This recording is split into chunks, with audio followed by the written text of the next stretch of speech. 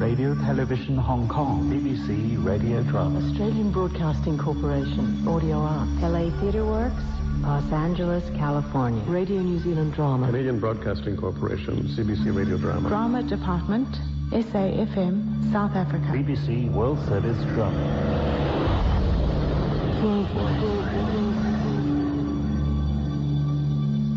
A Lapse in Behaviour is a comedy by Timothy Daly, one of Australia's most prestigious contemporary playwrights. It stars Peter Carroll as Harold Carpenter, a perfectly pleasant, mild-mannered piano teacher with a neat house and a delightful garden. But what happens when mild-mannered piano teachers come face-to-face with pupils like Lois Rowntree, a woman so totally tuneless and utterly tasteless she's capable of driving anyone into an early grave? What happens? Well, listen to this Australian Broadcasting Corporation's production of A Lapse in Behaviour, and you'll find out.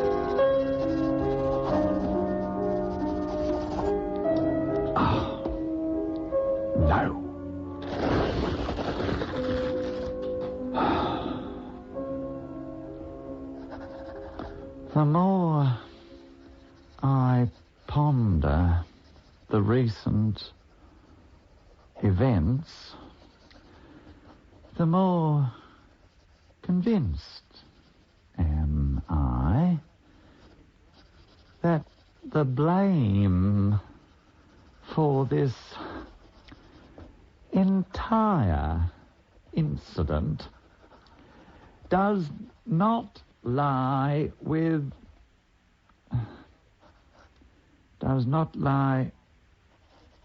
completely with myself. No. It was my fault. Or at least partially. In fact, if truth be told, it was an appalling lapse in behaviour. The facts have to be faced. I'm trying to. Dr. Costa said I should write about it. He thinks it might help. Write whatever you want, he said. I think he's right. I will. I'll start with the scales. I taught them. I mean, scales. All of them. Similar motion, contrary motion, octaves, double octaves, scales in thirds, sixths, tenths, chromatics, broken chords, arpeggios, you name it, I did the lot. I had to. I was a piano teacher, after all. Slower, not the world's best, I admit. Slower, but not the worst, either. Bit faster? All in all, I had a nice life. My house, my music, my beautiful garden. Though when I say my music, I really mean his. Ludwig van Beethoven's, the master, the supreme genius. Whenever I wasn't teaching or gardening, I'd be inside practicing away. Didn't matter what, as long as it was by him. Perhaps it was the self-assurance of that music, or the energy. I'm not very self-assured. I get nervous, especially teaching. I never really enjoyed it. People don't appreciate the efforts you make or the trouble you go to. $1 off here, $1 off there, an extra lesson, no charge, and 100 other things, and never a thank you. Standards just aren't what they used to be. Once upon a time, people recognized your hard work. They were grateful, and they had manners. I've always prided myself on having good manners. Still, that's modern life. I tried not to let it upset me. I got used to being taken for granted. I could have carried on that way too, same as usual, day in, day out for the rest of my life. And I would have. That is, till she turned up. Out of nowhere. Unless it was hell. If I'd only known, I'd have let that doorbell ring till kingdom come. Yes? Mr. Carpenter, That's right. I rang Did you? half an hour ago. I'm sorry? You answered the phone. Now I can see you're the dreamy type. I am going to have to keep an eye on you.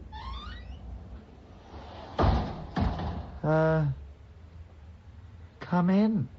But she already had. She'd pushed past me, all but, and before I knew where I was, she was in the study. Oh. Steinway. What? Your piano. I can tell. It says it above the keys.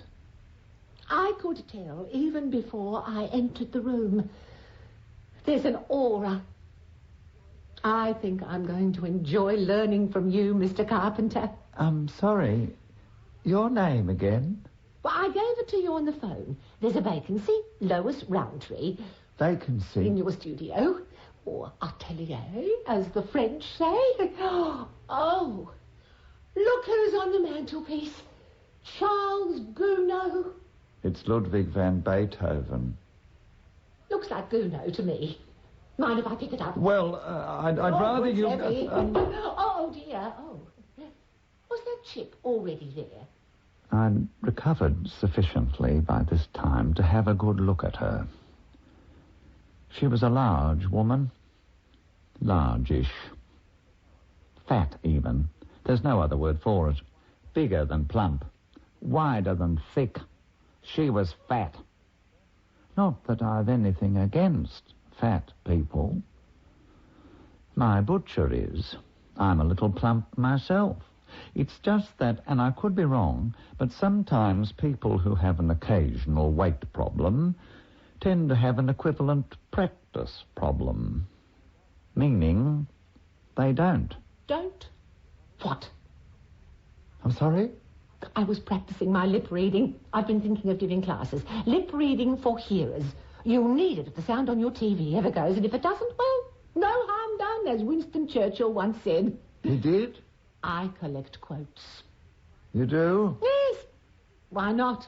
As Sir Edmund Hillary was once heard to remark. Aren't you ever stirred by an impulse to do something exotic and unusual? No. Oh, 100% romantic, I am. My husband says I was a jungle explorer in a previous life. By the way, it's Roundtree as in Rowntree, like the chocolates. You'll be wanting to write that down. You'll need my name, phone number, address, date of birth. I'm not shy. Any other particulars, in fact, anything you consider relevant to my progress under your tutelage. Mrs. Roundtree. Lois, I'm not a formal woman. And your What? first name? Harold. I think it's important to set the tone from the start, Harold. Don't you? Mrs. Roundtree. Lois. I haven't made a decision. About what? Teaching you. Oh, you did, on the phone. What did I say? Oh, why is it? All piano teachers are dreamboats. It's strange, isn't it? I should have woken up there and then. She'd had wide experience of music teachers. Extremely wide. She'd had more music teachers than I've had hot dinners. I use had in the sense of... Must be careful. Keep full control. If only I had. If only I'd said no, no, no, no. Said it 100 times. No, no. 1,000 times. No, no, no. Yes. I think I can fit you in on Thursday, Mrs. Roundtree. Oh, you're wonderful. I just knew. The moment I saw you, there was an aura. Oh, she was a flatterer. Twisted me around her little finger. And I hadn't spent 5 minutes with her. I hadn't asked her to wait till there was a vacancy. I hadn't asked her to play for me. I hadn't even told her my fees. I think that's a trifle expensive, don't you? You do? Why don't we go down a few dollars, say 5 or 6? 6? Oh, I can see that you're the teasing type. You're the sort who goes to art auctions, sees the Van Gogh in the corner, and before you know it, you've thrown an entire fortune over for a single work of art. No. I'm like that. Daring. Willing to risk all. About the fees. Hadn't we decided? You're going down $6. I can't. 5. But... All right, 4. And that is my last offer. You know, we must go to an auction together. Mr. Roundtree won't mind. And that was that. 2 p.m. every Thursday, without fail. Mrs. Roundtree, her 5th teacher in 2 years. Mrs. Roundtree, if you could play I can't hear you. Mrs. Roundtree! You don't have to shout, Harold. It's a fraction loud. Loud? Somewhat. You're just like all the others, aren't you? You think my playing's insensitive. You do, I can see by your lips. How long have you been coming here? You're going to throw me out now, aren't you? Am I? I realise I give an impression of strength and joie de vivre, as the French say. But, Harold, don't be fooled. There is a vulnerable woman inside here screaming to get out. I was only asking if you'd play a little softer. You're like old Mr. Kozlovsky. Who? My piano teacher next to last. Hard and cruel. Russian, very hard to liberate. Yes, but the problem What I is... most look for in a person, Harold, is empathy. Yes, but the You problem seemed promising. is... And the fees were moderate once I'd reasoned with you. I take it that's a no? What was the question? You won't play softer? It's got nothing to do with touch, Harold, or technique. I shouldn't need to tell you that. Right. I think we've done with the E-flat major double octaves. We could move along now. And we did. C-sharp minor, D-flat major, G-sharp melodic minor, B-flat contrary motion with optional use of the 4th finger. One by one, each technical edifice smashed under the weight of those monstrous bludgeoning fingers. A stronger man would have thrown her out weeks before. Wouldn't have let her in the first place. I'm not like that. I try to please, give satisfaction, encourage. I have manners. I'm ready now, Harold. I'm ready for pieces. Good. I dreaded this moment. Lost sleep over it. Shed 2 kilograms in 6 weeks. It was all very well systematically bulldozing acres of technical work, scales, arpeggios, double octaves and the rest, but pieces... real music. Small, delicate, defenceless works of art born out of the pain and ecstasy of 1,000 noble souls who slaved and sweated and finally brought forth the miracles of mind and nature that today we call masterworks. Mozart, Handel, Bach, Schumann, Brahms, Schubert, Tchaikovsky, Rachmaninoff, and Beethoven. My beloved Beethoven. I don't think you're quite ready for pieces, Lois. Not ready. That's right. I've done all the scales. True. Broken chords, arpeggios, Granted. octaves, chromatic scales in third, sixth, and tenth. That's correct. Ascending and descending, diminuendo and crescendo, forte, piano, pianissimo, All done. rallentando, presto, allegro con energetico. Well and truly accounted for. There are no more technical discoveries to be made. Not as things currently stand. Currently. We could always invent a few. A few what? Well, have you ever considered that it might be time to break new ground, technically? You could be just the person to steer a new path for others to follow by uniting, fusing even whole and utter contradictions into new, expressive possibilities others can only dream of, or at best aspire to. I beg your pardon. Well, imagine what it would be like to play one scale with one hand, say C-sharp major, legato with diminuendo ascending, while your other hand was playing a completely, utterly different scale. Why? Well, why not? As Churchill once said, It was Hillary. to my knowledge, no one has ever done this before. Listen.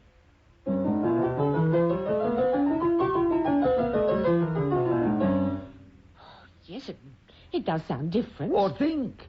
Contrary motion in conflicting registers. Oh, I've never tried that Or what if before. this hand, playing staccato, was to play every second note of the B minor melodic scale, while this hand played the missing notes?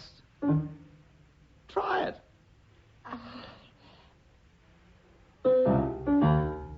Oh! Difficult, isn't it? I see what you mean. Oh, there are whole continents still to conquer. Melodic mountain ranges, raging chromatic torrents. What if I played... I could play an F-sharp chromatic, In thirds, while my right hand playing in the opposite direction was simultaneously playing two harmonically irreconcilable similar motion scales. similar motions. Where's your sense of adventure, woman? Experiment. Enjoy.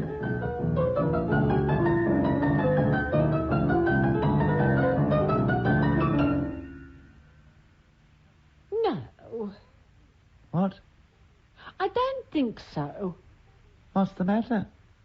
It doesn't sound very good. It sounds extraordinary. But it doesn't sound nice. Oh, every pianist I've ever heard sounds nice. Other pianists play pieces. You're not like other pianists. Mozart, Schubert. You said you were adventurous. I like Tchaikovsky. Think of the The possibilities. ballets, anyway. Please. I need pieces, Harold. Pieces. Definitely. A few nights later, about 4 a.m, I had a brainwave. It was obvious. Why hadn't I thought of it before? Studies. Studies. And etudes. Then etudes. And more studies. There were more studies and etudes in existence than there were stars in the sky. An endless, meandering byway of meaningless pastiches, written by well-intentioned mediocrities, precisely to divert the fools and blunderers from the treasure troves of the great composers, enough to last 100 lifetimes. From this moment on, Mrs. Roundtree would play nothing but etudes and studies. When she wasn't playing scales, if necessary, for the rest of her natural life.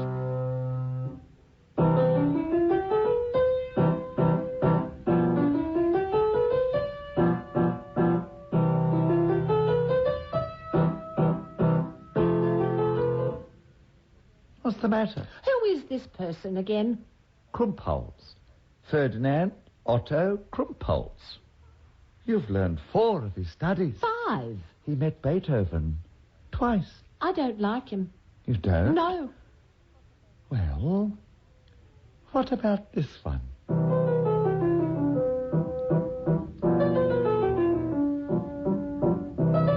I don't think so. Or this one?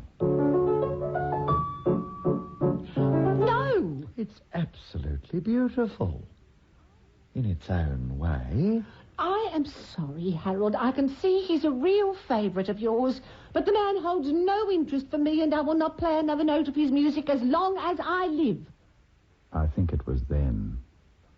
The words she used struck a chord deep within me. As long as I live. That's what manners are for. To prevent our feelings and dark passions from bubbling up to the surface. But she had no manners. Not that I wanted anything to happen. Quite the reverse. I went out of my way to keep out of her way. I began feigning illness. I tried being out when she arrived. I made dental appointments that constantly overlapped with her lessons. But no matter what time I arrived home... There was the day I stayed in, closed all the blinds, took the phone off the hook and spread mail all over the front porch to look as if I'd gone away.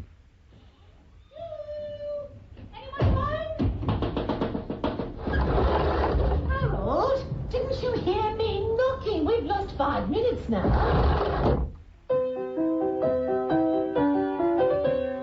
On it went, week after week, piece after piece, squashed, flattened, and hung out to dry.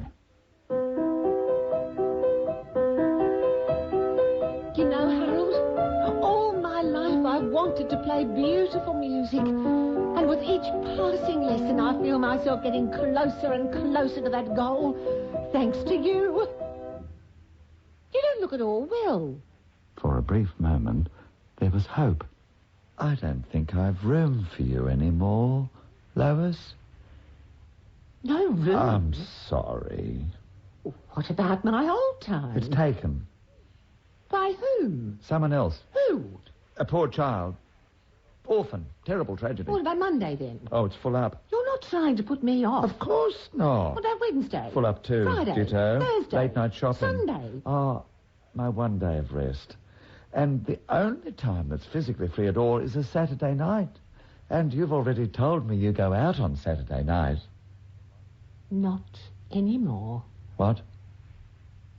If you're going to be making sacrifices, then so should I. I won't disappoint you, Harold. Trust me. Saturday night it is. One by one, the towering edifices of composition fell. Haydn, Schubert, Brahms.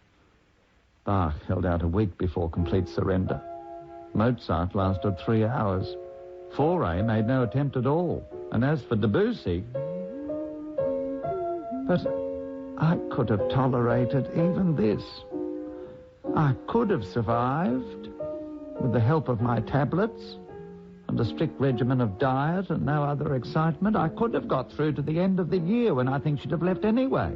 She'd been planning a walking tour of the Himalayas with her husband and some Sherpa friends, and I honestly think I'd have struggled through those last few months if she hadn't decided to play that one single piece, that one miracle of sound whose very existence makes life worthwhile for all those fortunate enough to have heard it and understood. I've decided to play the Moonlight Sonata, Harold. What? The Moonlight Sonata, it's by Beethoven. No. Yes, it is. No. I'm sorry, Harold, but it is. Didn't you know that? But it's too difficult. No, it isn't. Listen. See?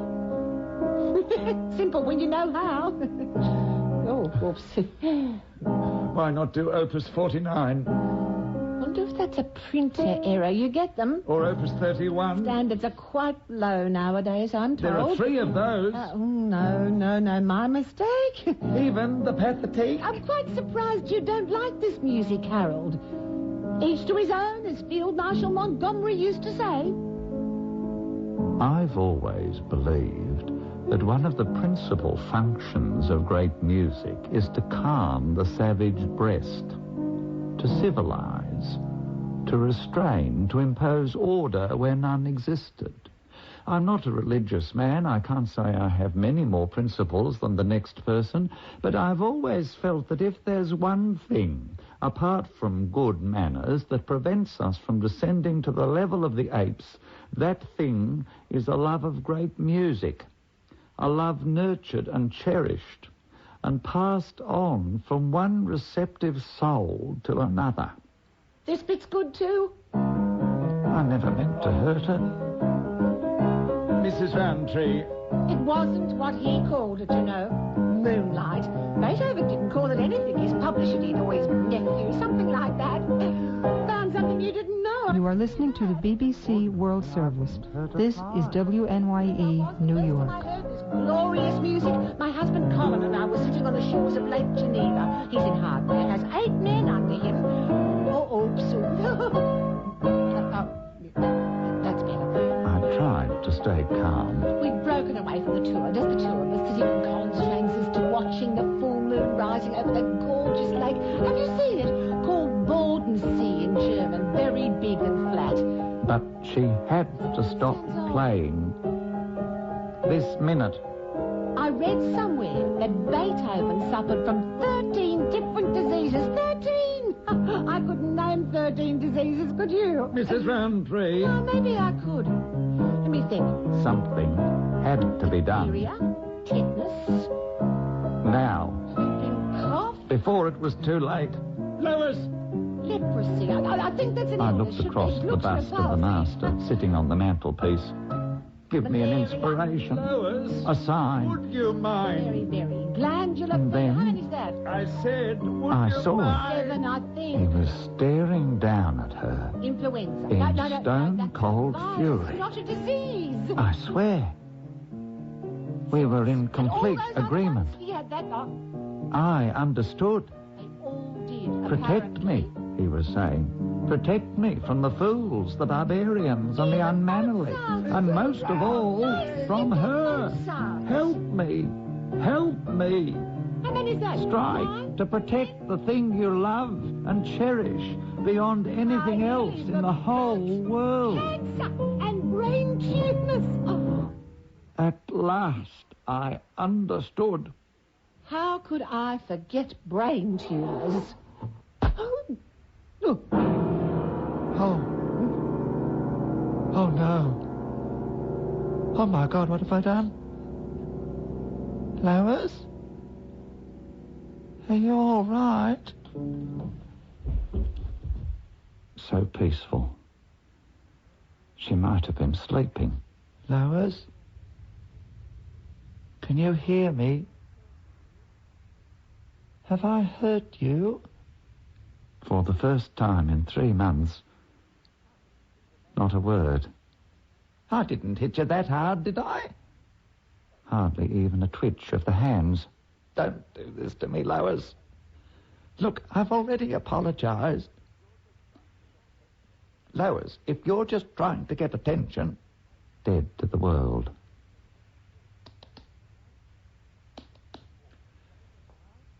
I'll get some water, all right? Stay there. I'll be right back.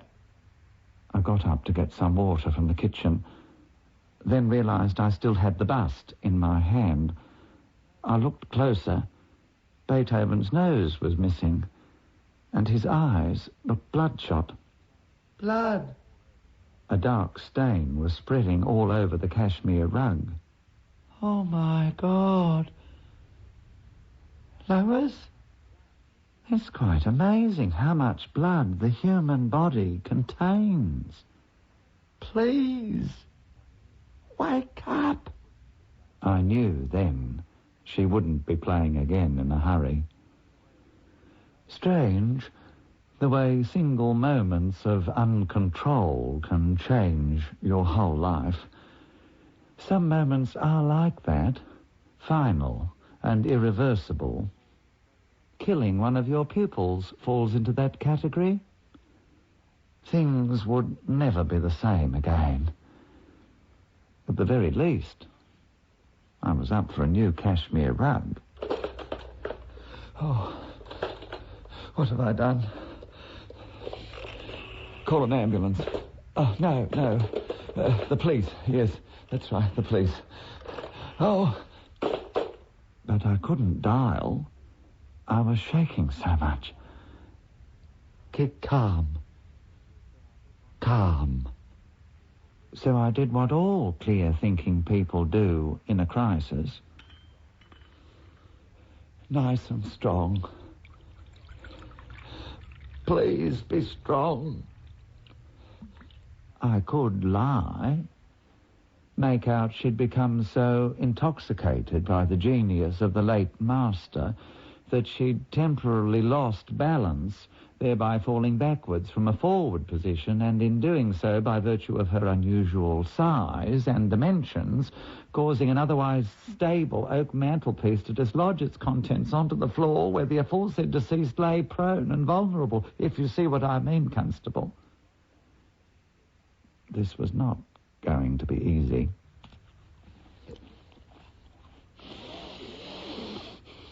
Think, Harold. Think. Stay calm. Calm. After 2 cups and 4 biscuits, I was composed enough to dial, calm enough to resign myself to a life in custodial detention. Porridge, early mornings, noise, tedium, locked in a box for 12 hours a day. Oh dear.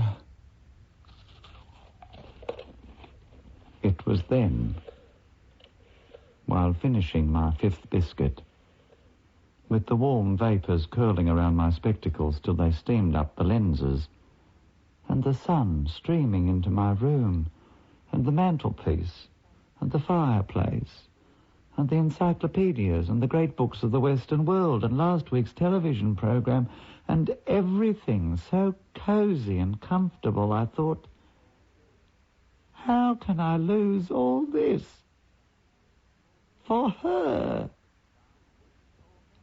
I didn't ask her to torment me.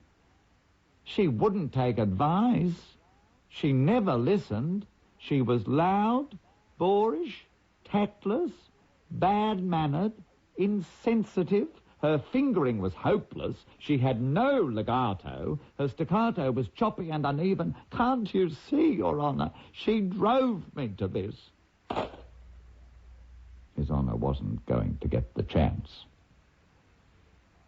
No matter what happened, I was not going to jail.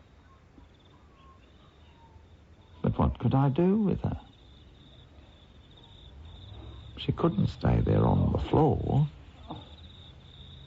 Bit more. I had no choice. I couldn't just put her out with the garbage like some old piece of furniture. There had to be respect for the dead. Anyway, garbage night wasn't until Thursday. I had pupils before Thursday. They'd have noticed. Right. I'd been preparing the patch for weeks in readiness for the planting of some very fine pumpkin seedlings I'd kept over from last year's crop. I think I mentioned I'm a gardener. A very good one, too, if I may say so.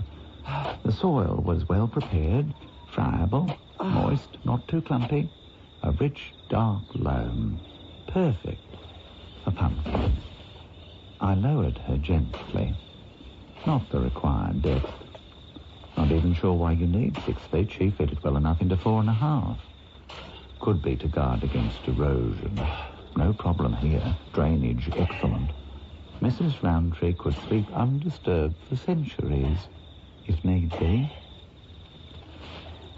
I'd just started shoveling the earth back in when I noticed what a beautiful night it was. I often get like that.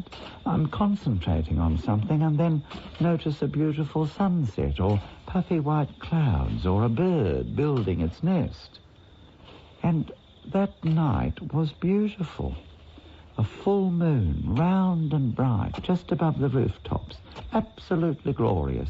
I was mesmerized.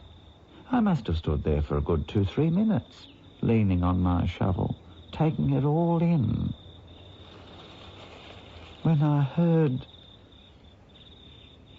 rustling next to me. Hello, I thought. A rat. I get them with all the compost I go through, or the wind tossing a few leaves. But no, more than a rat. Much more than a rat. Mrs. Roundtree, she was alive. Oh, thank heavens I hadn't killed her. You gave me one hell of a fright, Lois. Take my hand. Come on. It's an interesting fact that a human body, once lowered into a small enclosed space, is almost impossible to extract. Normally there isn't much need for it. Nearly. Should you ever need to yourself, I will say it involves using the spade as a type of fulcrum, I think that's the term, and the axis or whatever is the side of the grave, and you act like a type of counterweight, I suppose.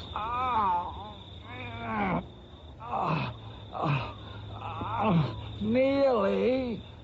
It's one of the few things I'm proud of that night. Saving a human life. Or almost. You see, by this time, I was really quite tired. I should have left her there and run for the ambulance, let them take over and damn the consequences. But being fundamentally decent and caring, even if I do say it myself, I tried to carry her inside again. At least she'd be comfortable. Steady on. Absurd, when you think about it. Me trying to carry a woman of that size. Oh! Went over like 10 pins. Bounced off the hill's hoist and smack onto the concrete. Lois? Are you all right? Oh, no. Not again. The real thing this time. Lois? Oh, you've done it now. Finally and definitively. There was nothing for it but to put her back. Please don't think I'm proud of what I did. I'm not. Though I dug a very neat grave, I'll say that in my own defence. I planted a few seedlings around the side for aesthetics and made sure I didn't neglect the essentials, the Lord's Prayer, a minute's silence, after which I put the nicest rose in my whole garden just above the point where I thought her shoes and feet were. I'm not insensitive. I often wonder if I did the right thing that night. Modern life is very difficult, I think, knowing what to do in every circumstance. That's where manners come in. Even then, we're all victims of complex forces. Dr. Costa said that, and I think he's right. It was a case of bad manners and bad luck. I wish I'd met Dr. Costa before. He'd have helped me in a lot of ways. Could have used some help that week. cancelling lessons, cleaning up the blood, replacing the cashmere rug, getting rid of her car, hiding the torn sheet music, vacuuming right through the house, and on top of everything, trying to get some sleep. The man from Missing Persons Bureau was very nice. I had some tea with me. So, all in all, after a couple of weeks, I started to feel life was getting back to normal. I should have known it wouldn't be that simple. The capacity of the human mind to forget is only exceeded by the capacity of others to remind you. Lois told me Oscar Wilde said that. Before she died, I mean. Mr. Carpenter. Yes? I'm Colin Roundtree. Who? Colin Roundtree. Mrs. Roundtree's husband. Mrs. Roundtree's husband. Oh, Mrs. Roundtree! I see you remember the name. Oh, yes, indeed. Yes. May I come in? I'd learned my lesson this time. Forget good manners. Say no. Absolutely, definitely, no, no, no. By all means. Come through. That's always been my problem. I'm too nice a person. A lot of people have said that over the years. Tea, coffee, cocoa, soft drink? Yes, please. I didn't like this man one bit. Wispy hair, crooked nose, possibly Scottish. Which one? Tea, please. Would you like a biscuit? Cream? Plain? Shortbread? Shortbread, please. Definitely Scottish. So, this is where it happened. I beg your pardon? Her lessons. She had them here. Oh, yes. I watched him eating 1, 2, 3 biscuits in a row. A man with energy and determination. I decided to flush him out. More biscuits? Yes, please. So, you've no idea where she is? 1 or 2. I didn't like the tone of that. Nasty piece of work, this one. Beady eyes, too. Mr. Roundtree, I know how distressing this must be for you, but I've told the police all I know.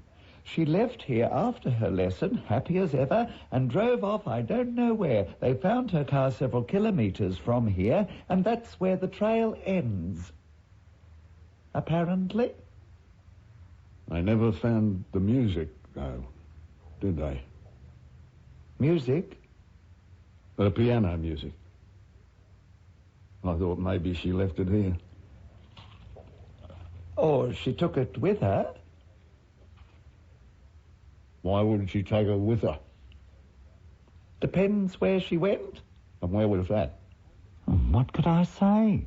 It's here, take it, don't mind the blood on it. The tragedy of it was there was no need. If he'd been the slightest bit sympathetic, I'd have sat him down, given him more tea, and calmly explained the problem. I hadn't meant to kill his wife. It just happened in a moment of uncontrol. Any decent person would have understood. I was quite prepared to apologise or refund a proportion of the unused fees. I couldn't be much fairer. It was only a question of whether he was going to be reasonable. The thing is, you see, I'm really quite glad about it. What? I'm glad she's gone. You're glad? I'm very happy, to tell the truth. Does that sound callous? Oh, far be it from me. I was wrong. He was going to be sensible. Can I tell you something? In absolute confidence. Please. The moment I saw you, I liked you. You did? You looked the sort of man I could trust. For what? Dear, something quite shocking. Oh? You must never repeat this to a soul as long as you live. Oh, I promise. The police don't think she's been murdered. They don't? But I do. And what's more... No, it's too horrible to speak. Go on. No. Please. I almost hope she has been. No. But I knew you'd be disgusted. Disgusted? I was ready to weep tears of joy. I'd completely misjudged the man. To be brutally honest, she's been a living curse since the day I married her. Really? Talk all day, every day, half the night. It never stops. Harold, may I call you Harold? Please. A living nightmare. I mean, have you ever met someone who never, ever stopped talking, no matter how you reason with her? Yes, I have. Your wife. I knew you'd understand. You wouldn't be the first to lay hands on her. If you did, didn't you?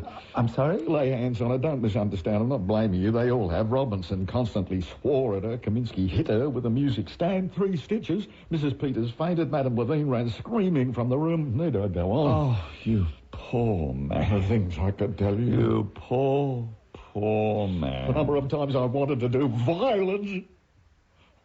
I can't begin to tell you. May I call you Colin? I'd be honoured. Colin, you've no idea what a relief it is to hear this. I thought it might be. You're rather like me in many ways. Quiet, shy, well-mannered. We suffer most in this world, Colin. And you're terrified, as I once was, that she'd be back. Same time, same place, same lack of manners. Except with you, it's worse. Morning and night and never a let-up. I thought maybe she's been kidnapped. No, Colin. Better.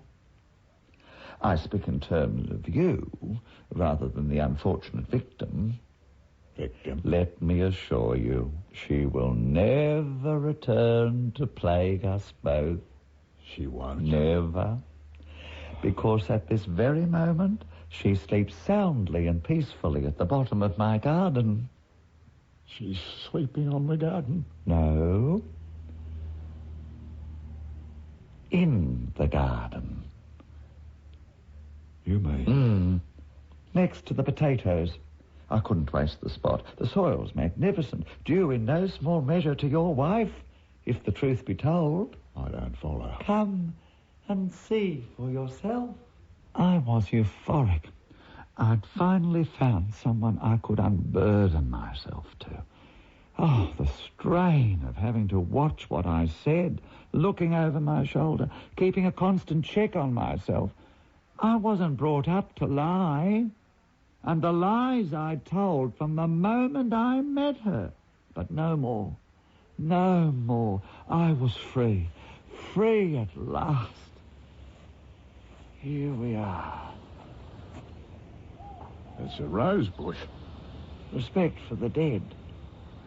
The shoes are directly underneath. You mean? Yes, my friend. Under the pumpkins. They're almost ready. I'll be able to give you one next week. She's under that rose bush. Almost directly. Next to the pumpkins, to the right of the spinach, and behind the tomatoes. It's called companion planting. Flowers. You do understand it was an accident, don't you? I'm not saying I'm not partially at fault. I think I am.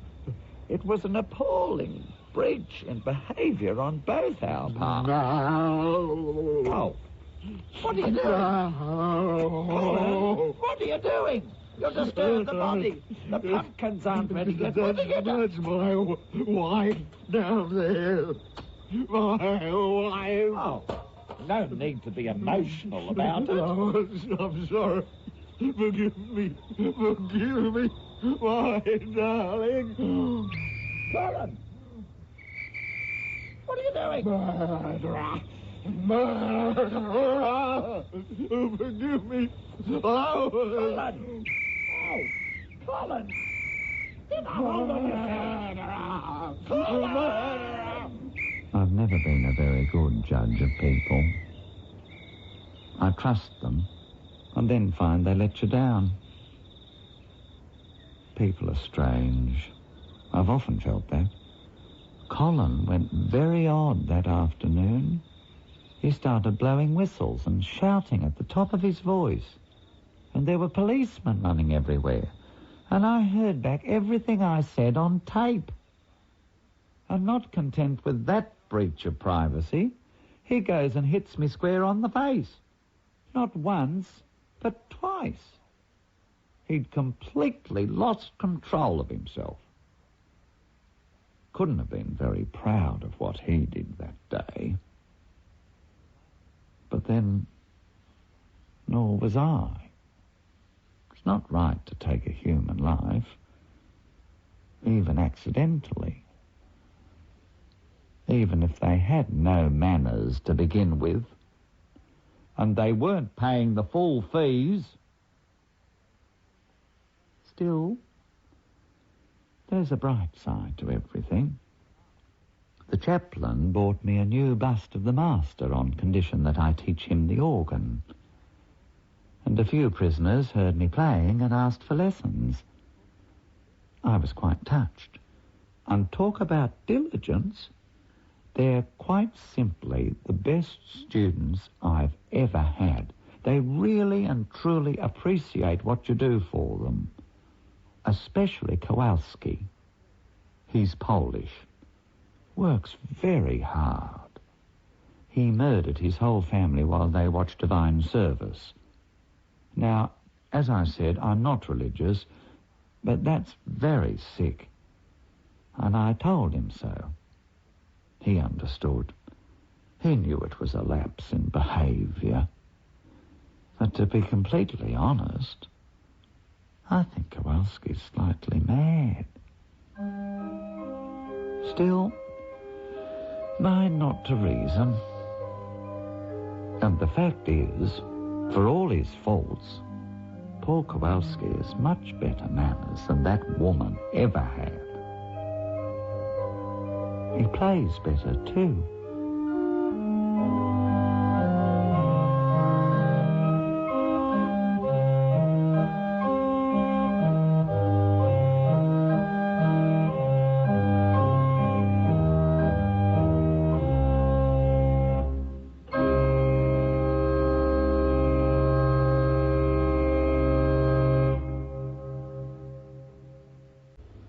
In A Lapse in Behaviour by Timothy Daly, Harold was played by Peter Carroll, Lois by Judy Farr, and Colin by Neil Fitzpatrick.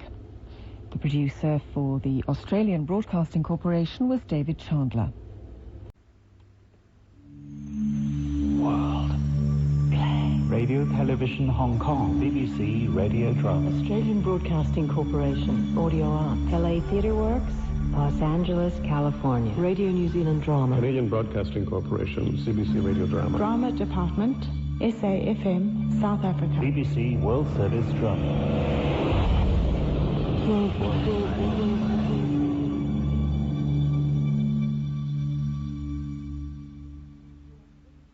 Today's World Play is an original play for radio produced by the Canadian Broadcasting Corporation.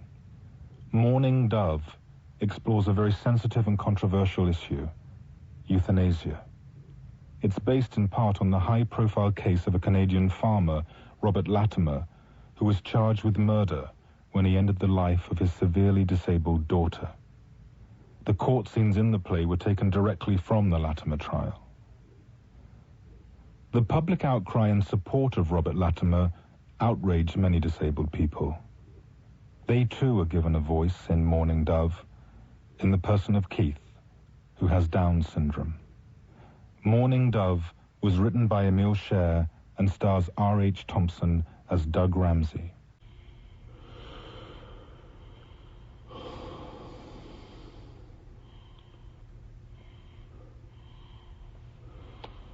Doug?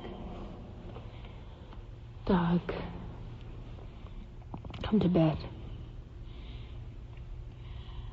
This has become a regular habit, you know. You standing there, watching her like some faithful dog. I can't remember the last time you came straight to bed. Every night, the same detour.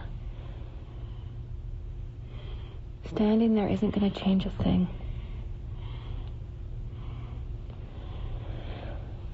I'm going to bed. Are you coming?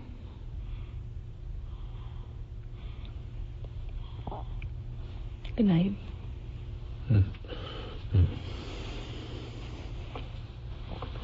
Good night.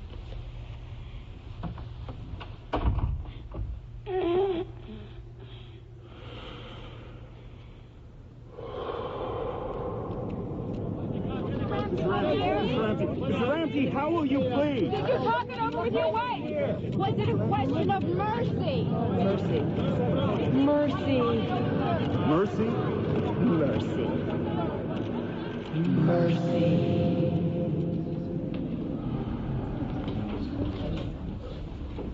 Douglas J. Ramsey, would you stand up, please? Indictment. Douglas J. Ramsey, born 7th of June, 1953, in the province of Alberta, stands charged that on or about the 21st day of November, A.D. 1994, in the province of Alberta, he did unlawfully cause the death of Tina Catherine Ramsey and thereby commit first-degree murder. No!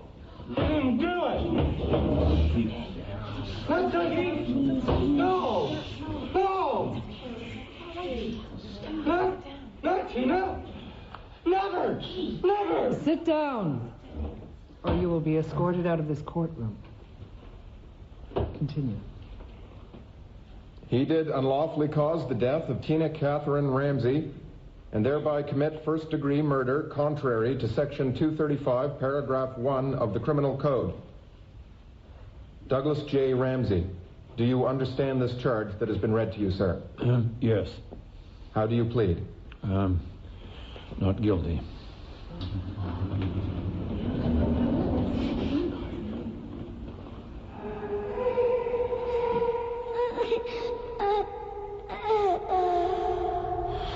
Okay, Tina, that's a girl. Dr. Kovacs is almost done. Almost.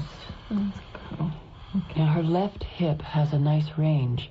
The right hip concerns me. Yeah, she never lies down on her right side. Yeah, you can see how the skin on the left side is starting to break down. She favors that side. You know, it's more comfortable. I want to try and move her right hip. I'll need your help. Daddy and I are going to turn you over, sweetheart. Okay?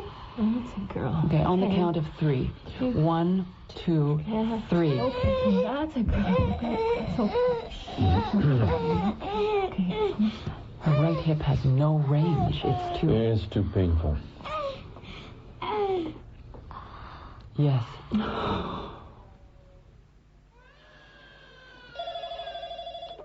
Dr. Kovacs' office.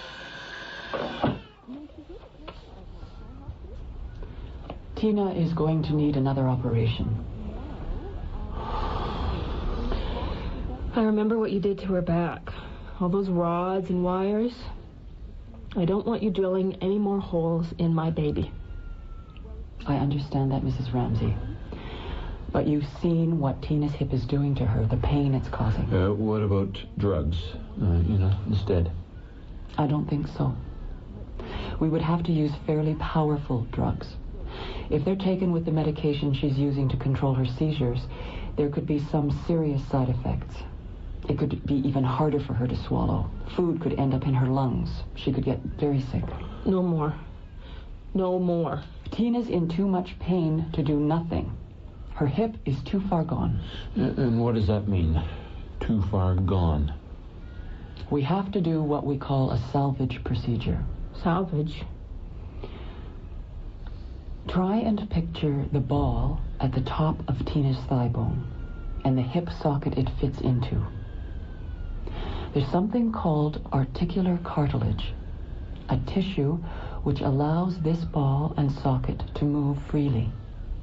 The trouble is, Tina's ball has been sitting out of its socket for too long. The ball is damaged and has lost its shape. The cartilage has worn away. We can't put the ball back into the socket. Why not? It would be like putting an arthritic hip back together again. It's doomed to continue to be painful. And how are you going to do this salvage business?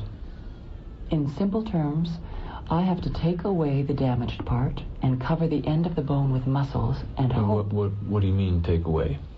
Remove. You saw it off, don't you? You're going to saw off the ball part. The ball part and about the top quarter of the thigh bone. Oh, God. The surgery is necessary. We have no alternative. That's not the end of it, is it? I mean, half the kids with palsy, they don't make it to their 10th birthday, and when you told us that, you showed us that study. 50% survived past age 10. Tina is 12. No more operations?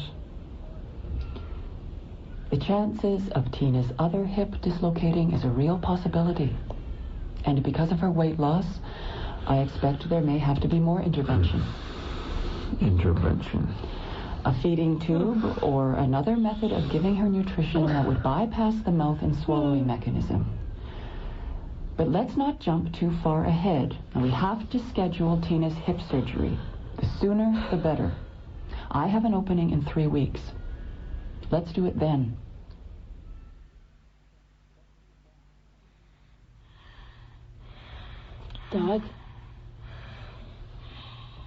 Doug, come to bed. We've got to get up early tomorrow. I don't want to be late for church. You look tired. You look terrible. You shouldn't have gone into the store today. Not after what the doctor told us yesterday. You should have taken the day off. You should get some sleep. I'm going to bed. Good night. Good night.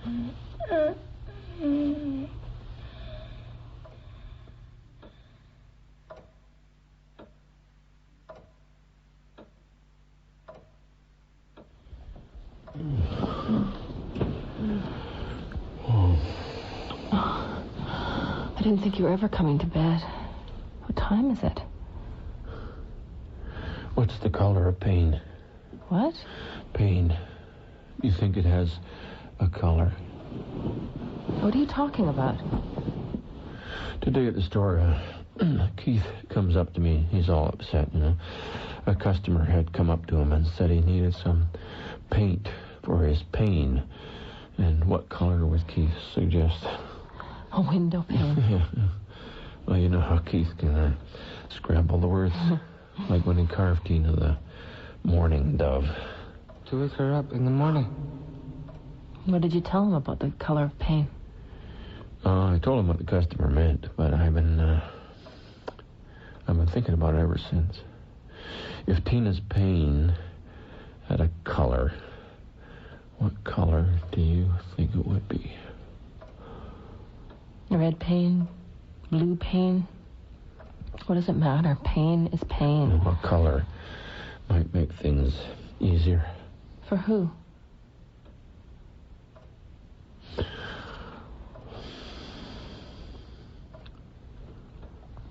I don't think Tina can take much more.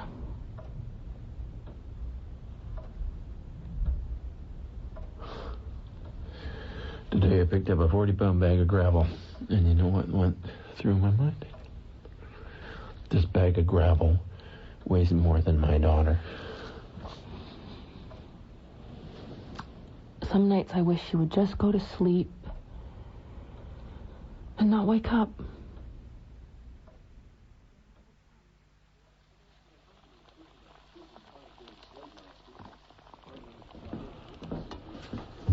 You're going to church dressed like that? Oh, I'm going into work.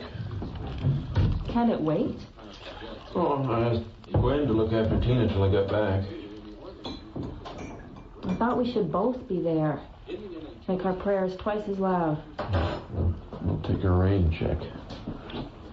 Why are you opening up on a Sunday anyhow? Well, I didn't say I was opening up. I've got work to do. Even God rested on the seventh day. Well, God didn't own a hardware store. I thought if we both went, I don't know. Maybe things would turn out all right. I've said my prayers. You want me to pick you up at the store then? On the way back from church? I'll meet you back here.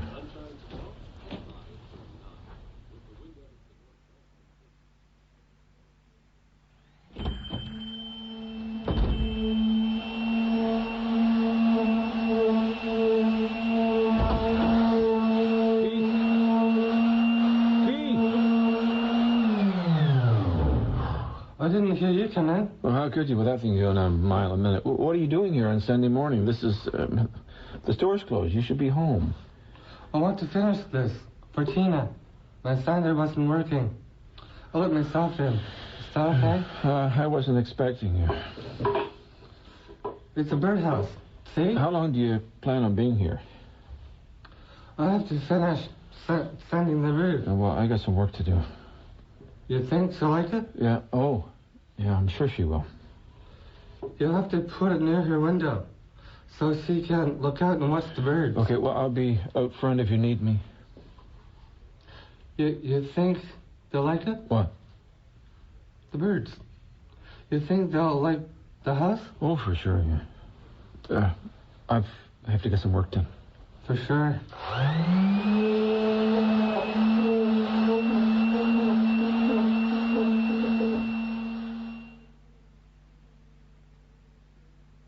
Is it okay? Oh, Christ. You scared me.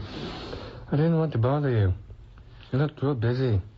Like you were talking to someone who wasn't there. How long have you been standing there? A couple of minutes.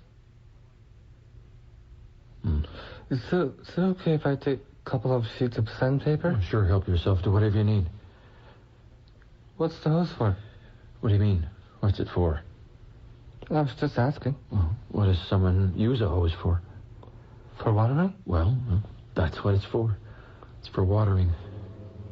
Most importantly, you will also hear evidence on how Douglas Ramsey, on November 21st, once Sandra had gone to church with the kids, set about going to his hardware store, getting some pieces in terms of fittings and pipes together, getting some rags, putting them in the truck, then driving back home.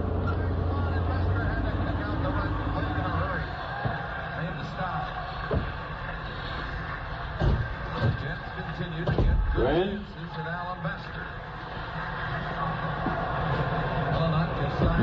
A hockey game at this hour. Last night's game. I taped it. What's the point of watching when you already know the score? I don't know. I kind of like knowing how things will turn out before they begin. Tina enjoying? I don't know. Not like before. She doesn't react like she used to. Well, maybe the game's getting too fast for her. Maybe. You want me to stay and help prepare lunch? No, we're all right. You sure? Yeah. I don't mind. Yeah, I'm sure. Okay, then. Bye, Tina. Bye, Mr. Ramsey. Oh, yeah.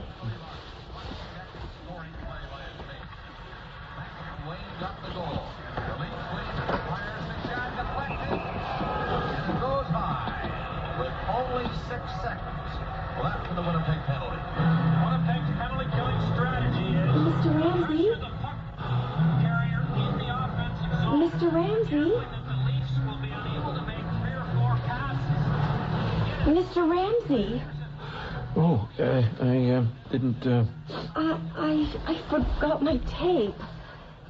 The tape. Bye.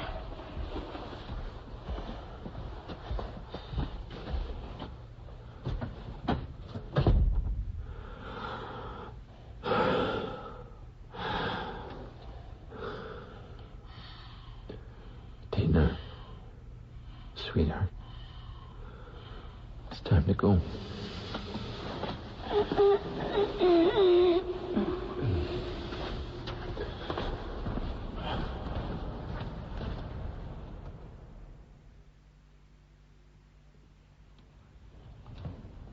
Driving with Tina in the truck out to the shed, where she was then propped up with the rags, while he rigged an apparatus up to run from the exhaust and through the sliding window of the cab and started the vehicle. And then, eventually shut the vehicle off and returned Tina to her bed in the house, and there awaited the return of Sandra and the children. I told him I wanted him to listen very carefully because this was a serious matter. I started by saying that we were not there to judge him. I understand the situation you're in, and we empathize with you. We have no choice but to do the job we have to, but at the same time, we'll assist him in getting through this situation as best we can. We have spoken to several people. Everyone said the same thing, that you are a caring person, a good person. At the same time, we know that this was not a natural death. Your daughter was in a great deal of pain. Doug, after considering all that is known, I have no doubt that you caused your daughter's death. There was no response from him, and I noticed that his eyes were glassy with tears. I continued. This is not something that you wanted or planned to do. You loved your daughter very much. At that point, he nodded yes. This is something that you felt you had to do out of love for your daughter, isn't it, Doug? There was no reply. I can imagine this is very difficult for you, and I feel bad. I repeated that he was a loving father, and I said, you only did what you felt was best for her out of love for your daughter. Again, there was no reply, and I repeated it. I asked, isn't that right, Doug? At that point, he was close to crying, and I said again, that's what happened, isn't it, Doug? Isn't that right? And he replied, my priority was to put her out of her pain. I asked, that's what you thought was right, wasn't it? And he began nodding his head yes. And at this point, there were tears flowing freely.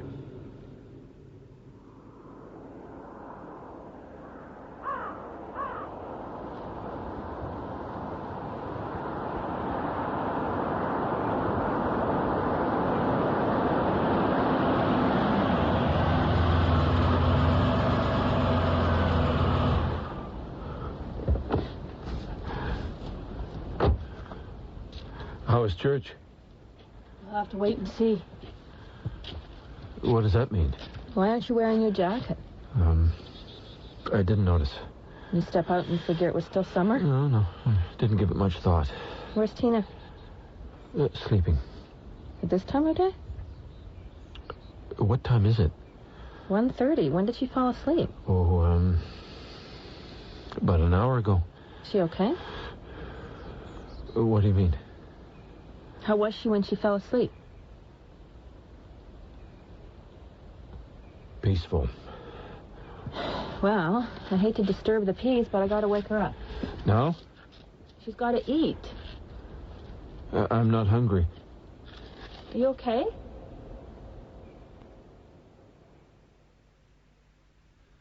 I asked him if he wanted to tell me how he did it. He says he drove the truck to the shed with her in it, hooked up a hose to the exhaust, and ran it into the cab. I asked, how long was she in there for? And he replied, but I can't recall what he said for a time. And I asked, and she just fell asleep?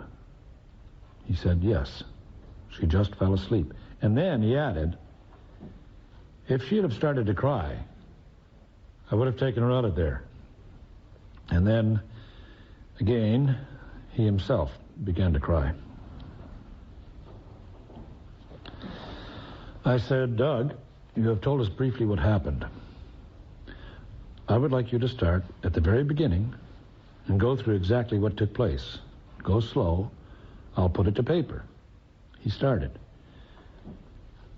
She's been in pain for years. Ever since she was born, she's had trouble. He hesitated. I said, go on.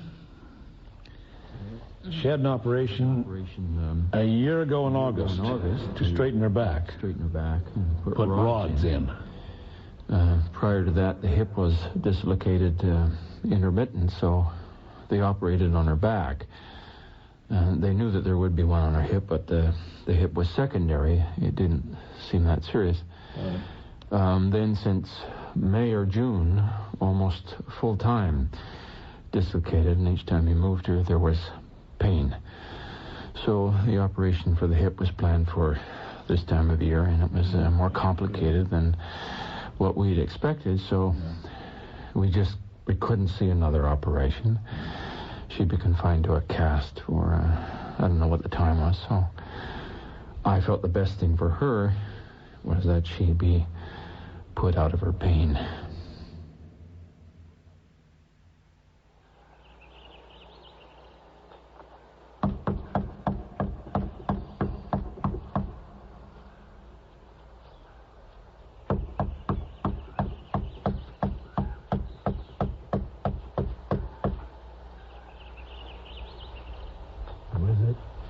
Me. I just finished it. What do you think? It's very nice. I painted the roof red. Then I have bright colors. Maybe. Is that Tina?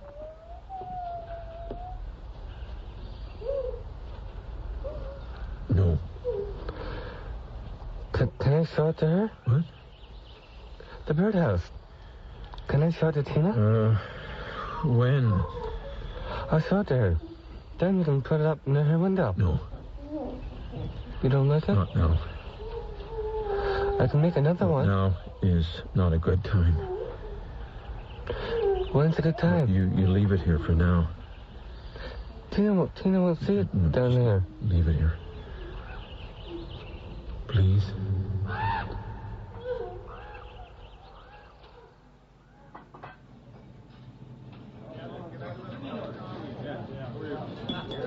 Hey, Craig, you got a minute? You know what the service is like around here, Gordon? Yeah. I got at least 15. What's on your mind? Keith? Oh, yeah, well, Keith made a nuisance of himself in court today. Yeah, I heard. He didn't want to hear what I had to say about Doug. About what Doug had told me he'd done. He kept crying, saying it wasn't true. The judge warned him twice, and then threw him out of the courtroom. Yeah, I know. He dropped by my place this afternoon. Well, that's not front page news, Gordon. He spends half his life at your lumber yard, the other half at Doug's store. He didn't stick around. Well, usually he sticks around, you know, collecting scraps of wood and whatnot. You know, today he was all funny, like real nervous. Just stood around with his hands in his pockets, then kind of disappeared. Is there a moral to this story? Well, I drove by Keith's apartment, you know, to make sure he was all right. Well, Mrs. Sanderson, she told me he never showed up for supper. Well, Keith's not one to miss a meal. He could be in danger. Well, he could be. He doesn't, well, you know what Keith is like. I don't have a crystal ball. My rifle's gone, too. The one I keep in the office. A rifle? Mm-hmm. I'm worried. Yeah, I'll look into it. Look, I was wondering. What were you wondering, Gordon? Well, I was thinking maybe there was, I don't know, some kind of connection. Well, what kind of connection? Well, he was awfully attached to that girl. Yeah. You know, always making her gifts out of wood. Maybe what happened to Tina set him off, scared him. You know, they're both, Both?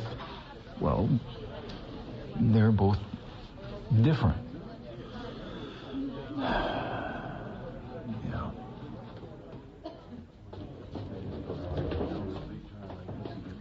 Good morning.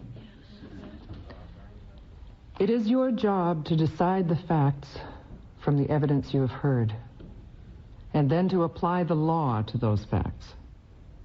And having done that, to try and reach a verdict as to the guilt or otherwise of Douglas Ramsey. You cannot let your passions or your feelings stand in the way of your reason. The questions you must ask here are whether you are satisfied beyond a reasonable doubt that Douglas Ramsey did in fact cause the death of his daughter, and if so, did he do so intentionally? It is convenient here to deal with Mr. Barclay's argument. He says Tina's death should be characterized as a suicide, that all her life her parents were required to make her choices for her, and that they had a moral and legal obligation to make the proper choices, choices that were in her best interest, that she was entitled to commit suicide, and that her legal guardians were authorized to make that choice for her because she was incapable of making it herself. I must tell you, as a matter of law, that this argument is untenable. Mr. Chisholm says that this was a calculated, cold-blooded murder motivated by self-interest. The evidence did not leave that image in my mind, and I doubt that most people would see it that way. Mr. Barclay says that if Mr. Ramsey did intentionally cause the death of his daughter by some means of unlawful act, then it was a compassionate act of kindness. That seems to be more likely. Each of you will have your own view, but both characterizations beg the question, which is, did Tina's father intentionally cause her death by means of some unlawful act, namely by putting her in the cab of the truck and polluting it with exhaust? And if so, was it planned and deliberate? First-degree murder is one that is planned and deliberate. Murder that is not first-degree is second-degree murder. There are only 3 possible verdicts here. Guilty as charged, not guilty as charged, but guilty of second-degree murder, or not guilty. Oh, yeah. How do you feel? Do you want to speak in your own defense? Do you think the jury believes you're innocent? Innocent. Innocent? Innocent.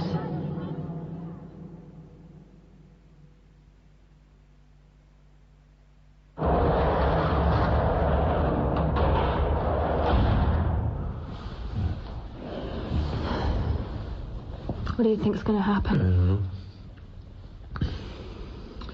You might end up going to jail. Yeah, I might. For a long time. Yeah, I know.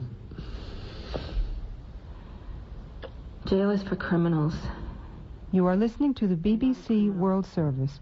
This is WNYE, New York. Are you scared? No. I am. I'll be all right. You know how sometimes you wish for something, then it happens? Then you wonder if it would have happened if you hadn't wished so hard. You don't think I should have done it? I didn't say that. Well, what do you say? I feel guilty. I'm the one on trial. We've been through this together. It was. From the start. You and me. And her. And her.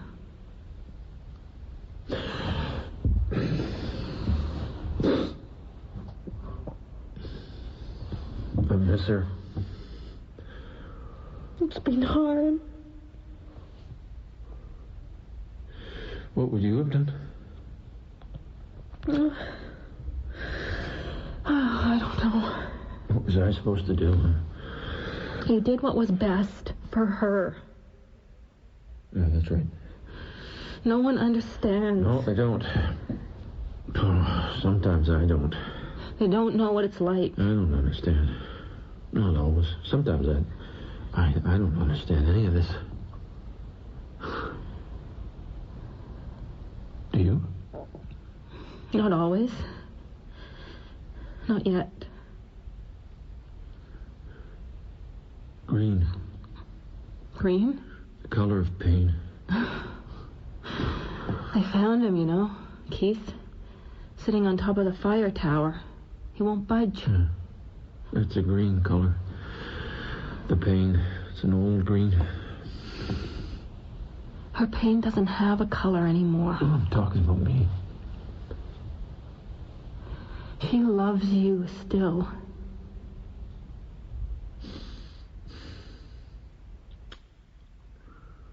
You think?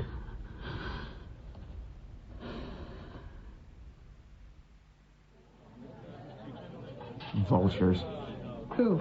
Those TV people. Today's Judgment Day. They hand down the verdict. That's why they're hovering like flies.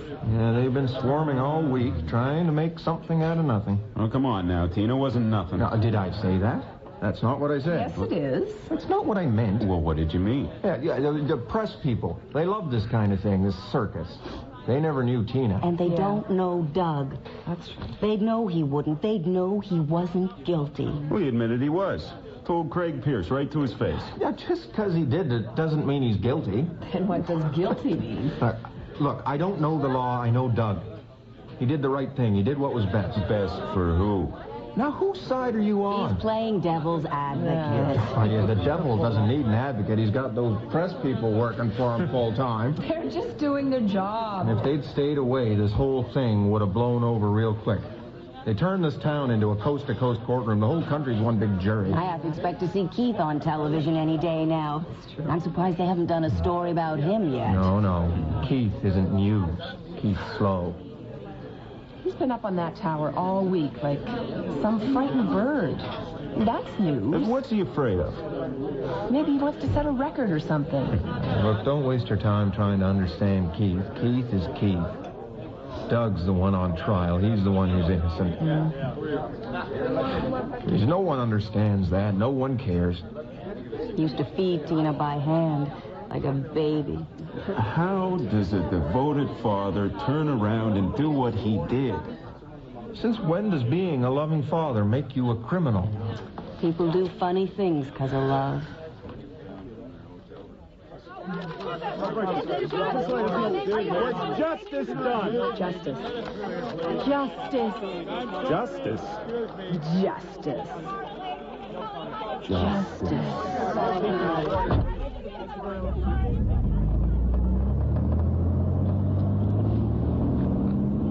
I guess you won't be missing them anytime too soon.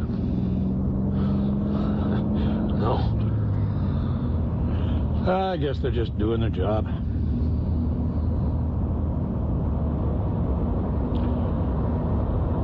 Listen, before I take you to, I know I shouldn't be doing this, but I know it's wrong. You know Keith has had a bad reaction to all this. I guess you know that. Do you know about the rifle? Well, maybe you don't. He had a rifle with him when he first went up in the tower. Took a couple of shots at me. Anyway, he doesn't have the gun anymore. He swapped it for food. You know what Keith's appetite's like, huh? He won't come down.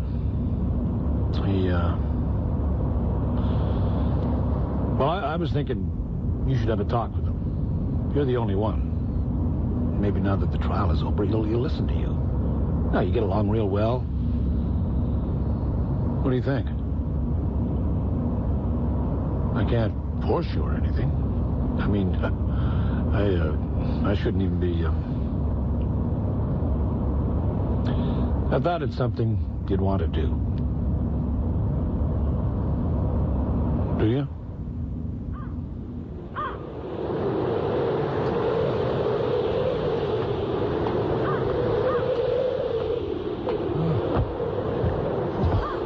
Yeah. You have. enough to eat. I knew you didn't do it. Yeah, it's cold up here. You loved her too much. A sleeping bag enough? I knew you'd come up here. What's that? What does it look like? A horse? For Tina. I carved it myself. Tina loves horses. You shouldn't have done that. You don't like it? No, you shouldn't have carved it right into the railing like that. They can fix it. They can put in new wood from Gordy's lumberyard. Yeah. You want a biscuit? No, I'm not hungry. Some juice? I can't stay. Too cold for you? No. Remember that time I built a fire up here? Keith, you can't stay up here either. A fire? On a fire tower? They're waiting for us down below. I wasn't scared. Keith, I promised Corporal Pierce that we'd come down together. Tell him to go away. No, I can't do that. Tell him. This is my tower. When we get down, he'll take you home. Tell him to leave us alone. He has a job to do. You'll drive me home. I can't do that. Where's the truck? They're taking me away, Keith. Away? Yeah. Prison. No. Yes. No. Yes. You didn't do it. That's not how they saw it. Who? Well, the jury. They announced the verdict this morning. Tina. No, she's not in pain. Not anymore. How much involvement did Douglas have in Tina's day-to-day care? Lots. When he was home, I never had to lift her. He would lift her. When she got home, I would give her a drink, and then he would lift her from her wheelchair to the couch or wherever she had to go. He did all the bathing, especially the last year of her life. I was pregnant, and I couldn't lift her, so he'd bath her. I bathed her once in October, but I think the rest of the time that year he did all the bathing. If she threw up, he would clean her up. He would bath her. He changed her diapers, wet or dirty. He was just there for her. Her muscles were very, very tight, and it was starting to twist her body, twist it very badly. They cut a lot of muscles, like her toes, her heel cords, the outside of her knees, abductor muscles. They put her in a body cast so that her back, it was to try to keep these muscles like from not tightening up, like to try to keep them loose. She's dead. She went to sleep, and she never woke up. She wasn't a dog. No, she wasn't.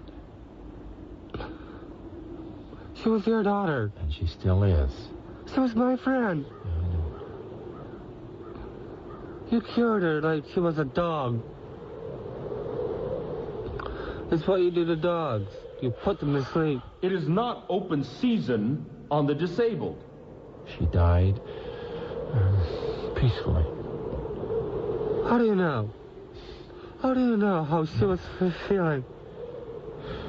How do you know? I held her in my arms. Did you ask her? Ask her what? If she wanted to die? Well, she couldn't speak. I mean, you know that.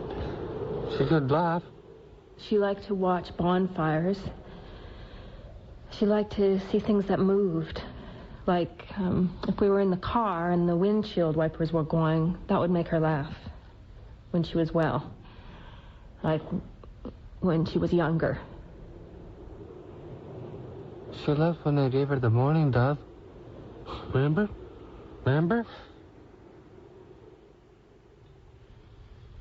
Tina, there's someone here to see you. Keith? Hey, you know Keith. This is for you. For your birthday. A morning dove. to wake you up in the morning. See? She smiled. She's smiling at me. Yeah?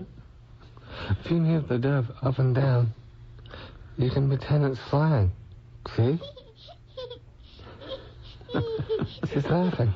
She likes it. She's laughing. Yeah, she used to laugh when she was younger. We submit that the accused is guilty beyond any reasonable doubt of the first-degree murder of his daughter. Now, while Tina may have been frail medically, she was fit enough for surgery, and indeed there was impending surgery coming. Before I go further, I just want to read to you one from the 12 commandments for parents of children with disabilities, and it's just the first commandment. Thou art thy child's best and most consistent advocate. I certainly suggest that is not what happened here. When we speak about Tina Ramsey, I'm sure the first thoughts that run through everyone's mind is that she was indeed very frail. A 38-pound, 12-year-old girl, couldn't walk, couldn't talk, who was totally dependent on everybody for all that she needed in life. And Sandra Ramsey certainly stressed that, in fact, Tina had seizures every day of her life. Almost everyone involved in this case seems to portray or suggest that Tina's was a very dreadful existence. But I suggest that's simply not so. As Sandra said, Tina liked to sit outside. She liked to watch a fire. And which one of us doesn't like to sit there and watch a fire and think all kinds of thoughts? She would laugh at the windshield wipers on the car. She would smile whenever she saw other members of her family because she recognized them all. She could laugh, she could smile, she could cry. What more for her did there need to be? Her care was no different than what you would give one of your babies, and indeed, it's no worse, just different. As Sandra put it, Tina was like a 2 or 3-month-old baby, and I suggest to you that your decision should be no different here in this case than it would be if the accused had murdered a baby. Why should it be any different? Maybe she wanted to live. Look, they were going to operate again. They were going to cut off part of a bone, but the pain wouldn't have stopped. That's no way to live. How do you know what she wanted? You're not God. Her father. Not the same. If she had cried in that truck, I would have taken her out. God decides when it's time. She never cried. God's will. I would never hurt her. My granny says that all the time. God's will. Well, your granny doesn't have seizures. I mean, seizures all day long. God's will. Stainless steel rods in her back. I know someone with a steel plate in his head. And he isn't Tina. Tina is Tina. Tina's dead. Tina, you never had a chance. Not a fair one. When she was little, I cried myself to sleep every night for a year. That's when I grieved. I did all my grieving when she was little. We lost her then. What you did wasn't fair. No, don't tell me. Don't tell me about fair and unfair. I've lived with unfair every day of her life. All of the medical personnel emphasized that Tina's parents were in the best position to try and interpret what was going on in Tina's body and in her mind. They were in the best position to assess the pain that she was in. And, in fact, throughout Tina's life, Douglas and Sandra Ramsey made every single decision that was ever made by Tina. They decided whether she would eat, what she would eat, how much she would eat. They decided whether she would roll over, whether she would sit up, whether she would have a clean diaper, even whether or not she would have a bowel movement. I suggest no one was in a better position than Doug and Sandra Ramsey to understand what kind of pain their daughter was in. And even those who didn't know Tina perceived her to be in excruciating pain. I'm not going down. You can't stay here. I like it here. Safe. Safe. Well, it's safer down there. Not for me. Why not? Not for people like me.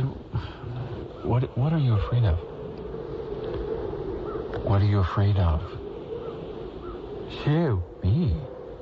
You. Why me? Are you going to kill me too?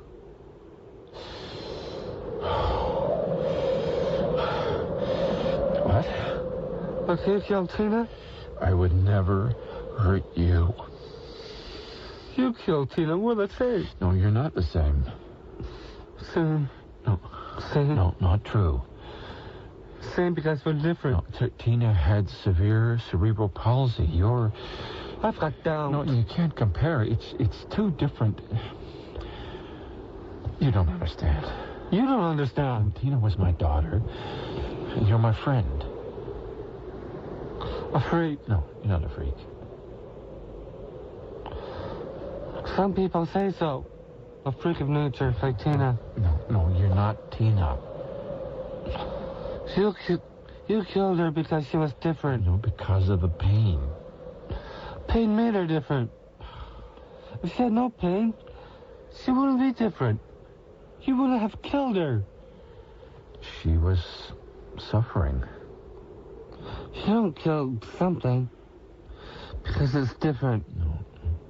It's not right. That's what my granny says. No, I wasn't thinking of you when you kill Tina? When are you going to kill me? No, I'm not going to kill you. How do I know? Oh, Keith. How do I know? Keith, I'm not like that. Tina didn't know you were going to kill her. She couldn't understand. She couldn't protect herself. Stay away. I'm not going to hurt you. Don't touch me. Here, we can climb down the tower together. Understand. I'm safe. No, you're safe. You're safe down there. Stand back. Please don't kill me. Please don't kill me.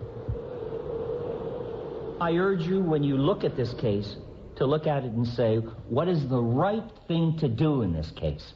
What gives Douglas Ramsey the right to wipe out, potentially, the next 30 years of Tina's life? If my client has committed a sin against God, God will judge him. I can only state that this was a murder most foul. Callous, cold, calculating, heartless, and not motivated by anything other than making his own life easier. I don't wish any of you to get the idea that in any way this trial is anything more than the trial of the guilt or innocence of Douglas Ramsey. So the question arises, what is or what was Douglas Ramsey's cause? And I use that phrase because in an interview he said he wasn't taking up anyone else's cause. So what was his cause? This is not a cause. This isn't going to start some slippery slope argument that you need to be worried about. Are you saying that those who wish or care for us can determine our fate? Nothing about this case per se legalizes euthanasia. Does the philosophy become, since we brought you into this world, we can decide when you leave this world? You only have to deal with this set of facts. I would simply ask you just to remember and look at photo 32 in Exhibit P1 of Tina. Think of her, just for a moment. You only have to deal with what's the right thing in this set of facts. She had presence. We only need to be concerned here about the justice of this case and whether or not your conscience would feel right in sending this man away with a conviction for first-degree murder. She had the right to live. I don't want to die. I don't want you to die. Don't do to me what you did to Tina. No. Just because I'm different. No. I'm scared. Here, I'm holding you. Don't hurt me. Never. You hurt her. I didn't see it like that. You hurt me. Yeah, I see that now. Tina, Tina.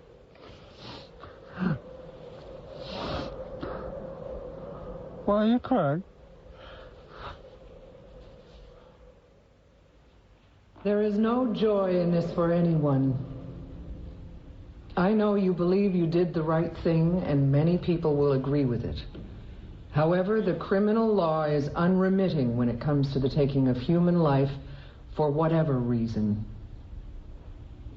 Life was not kind to Tina, but it was a life that was hers to make of what she could.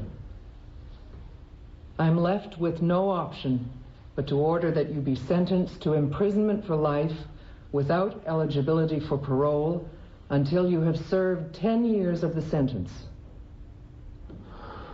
Mr. Ramsey, is there anything you want to say? I still feel that I did what was right. Yes. Anything else? Well, my wife mentioned that it's not a crime to cut her leg off. It's not a crime to stick a feeding tube in her stomach. It's not a crime to let her lay there in pain for another 20 years. And I don't think you people are being human.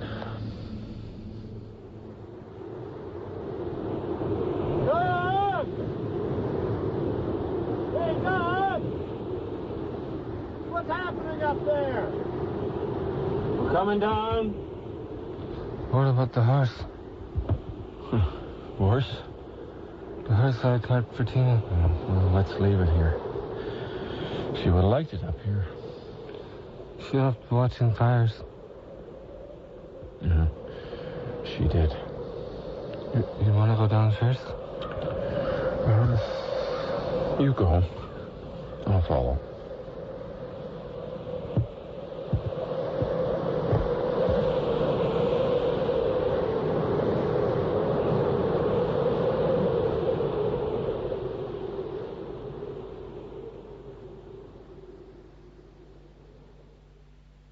That was Morning Dove by Emile Scher. It was based in part on the trial of Saskatchewan farmer Robert Latimer.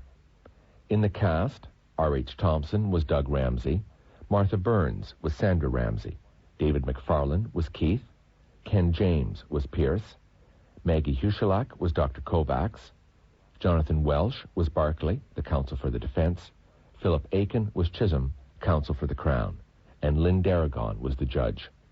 Also in the cast were Robert Parson, Catherine Miller, Catherine Hayhos, and Ross Manson. The casting director was Linda Grierson. The script editor was Dave Carley. The production assistant was Kate Nickerson. Morning Dove was produced and directed in Toronto by Gregory J. Sinclair. World. Play. Radio Television Hong Kong. BBC Radio Drama. Australian Broadcasting Corporation. Audio Arts. LA Theatre Works. Los Angeles, California. Radio New Zealand Drama. Canadian Broadcasting Corporation, CBC Radio Drama. Drama Department, SAFM, South Africa. BBC World Service Drama.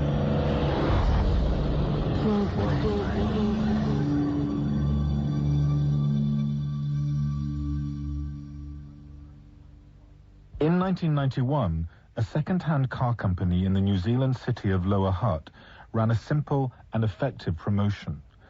Competitors had to place a hand on a used car, and the competitor who kept his hand on it the longest got to take the car home. But the organizers had not bargained for the desperation and sheer bloody-mindedness of the competitors. As the competition went on and on, a small promotion became one of those defining national moments. Playwrights Deborah Tucker and Stephen Bain saw in this story a vision of the new cutthroat capitalism that's become a feature of New Zealand since the 1980s. They interviewed the competitors and developed the stage play City of Hands.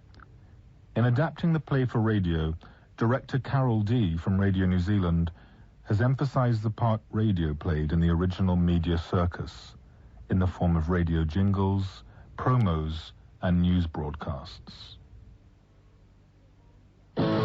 Get on down to Terrific Cars at 3 p.m. this Friday and be in to win a quality used car valued at $10,000. That's right, absolutely free. Simply put your hand on the black car in our forecourt, and the last person to take their hand off gets to drive it home. So get on down here this weekend before we change our minds and drive home in a new used car, absolutely free. City of Hands by Stephen Bain and Deborah Tucker.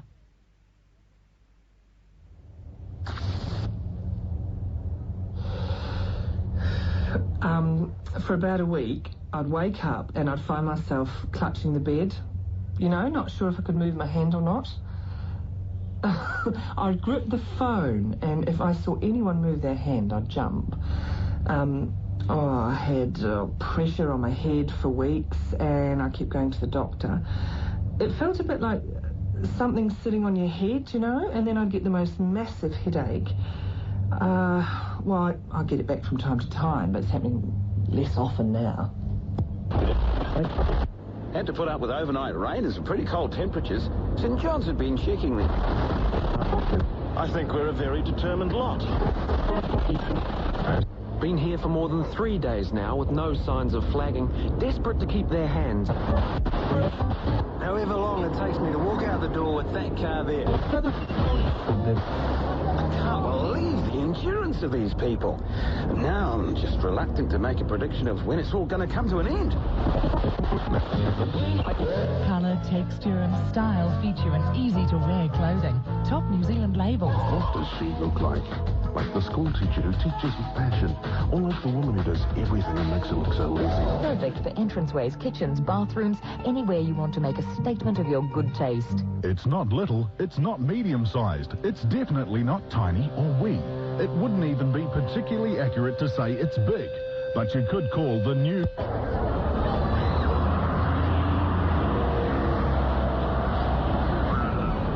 Hello? Damn. How do you turn this thing down? Oh, nice, got it. Right. There's 4 cars there, so just find yourself a posse. If there isn't enough room, we'll move you on to another one. Now, just to remind you that everyone should have filled out one of these. Your name should be in clear printed letters on the top. You got a pen there, mate? 50 here, there you so go. there should be at least that many more to come What's in. this mean? Type of car owned and present retail value? Jeez, if I already had a car, I wouldn't be down here, eh? I always ask that sort of thing. Yeah? 9 times out of 10. You done this sort of thing before then? Actually, this is the 4th competition I've entered this week. So anyway, I'll read out the rules.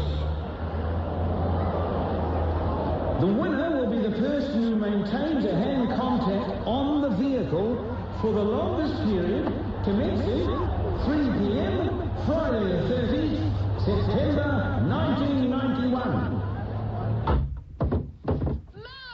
Damn, it's not there either. Yes, Claire, love. Mum! What? Are you going to this thing or not? It's 22 now. If you don't get down there, you might as well get... All right.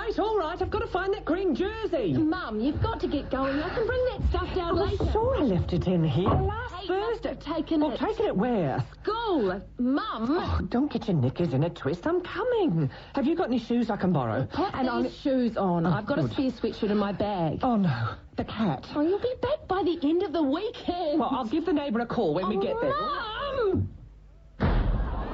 No external assistance to secure hands on the nominated vehicle, nor sitting or lying in... The number of forms I fill out, man, it drives me crazy sometimes. You can say that again. There must be a computer somewhere with a file this big on it. Persistence.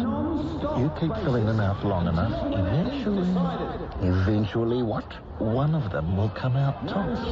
or pushing of other competitors will be permitted and will result in disqualification for the offenders. The decision to enter is at your sole discretion, and you will not hold traffic cars or its employees responsible for any... What are you doing? What? Your coffee. It's only resting on the bonnet. It'll wreck my paintwork. Your paintwork? Well, as soon as these other clowns go home. Typical arrogant male. Sorry? I said, how could you possibly fail with an attitude like that? Yep. This car's mine, all right? No doubt about it. A convenience and refreshment break will be allowed for a period of 5 minutes every 2 hours. Failure to have a hand back on the nominated vehicle at the end of 5 minutes will be deemed to end the competition. If you fall asleep and your hand comes off, I'm afraid you're disqualified. If your hand isn't on at the end of the 5-minute break, you will be disqualified. Now, we're going to be very strict on that. Excuse us, please. You now have Mum, 10 seconds over here, Mum. Here, next to the back wheel. I've got to fill in one of the... I can do that for you. Just get your hands onto the car. Cigarettes? Here, hold these. 5, Got a lighter? 4, Damn, I knew I forgot something. Hand, put it on. Oh, it's there. 1.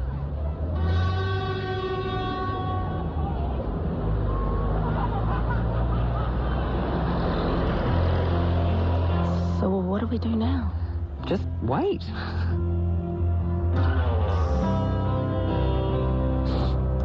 I won a Mini in a competition in Wellington 11 years ago. The Mini died, so I bought a second-hand car, but it was a really dodgy one. It was starting to smoke badly, you know, and the mechanic said, well, it had to go. Then this friend of mine saw this ad in the paper, and she rang me and she said, look, Alice, there's a chance for you. That was on the Wednesday night. And I spoke to the kids the next day, and they said, yeah, do it. And I said, well, I'm 11 years older. And they said, Mum, you're 11 years tougher.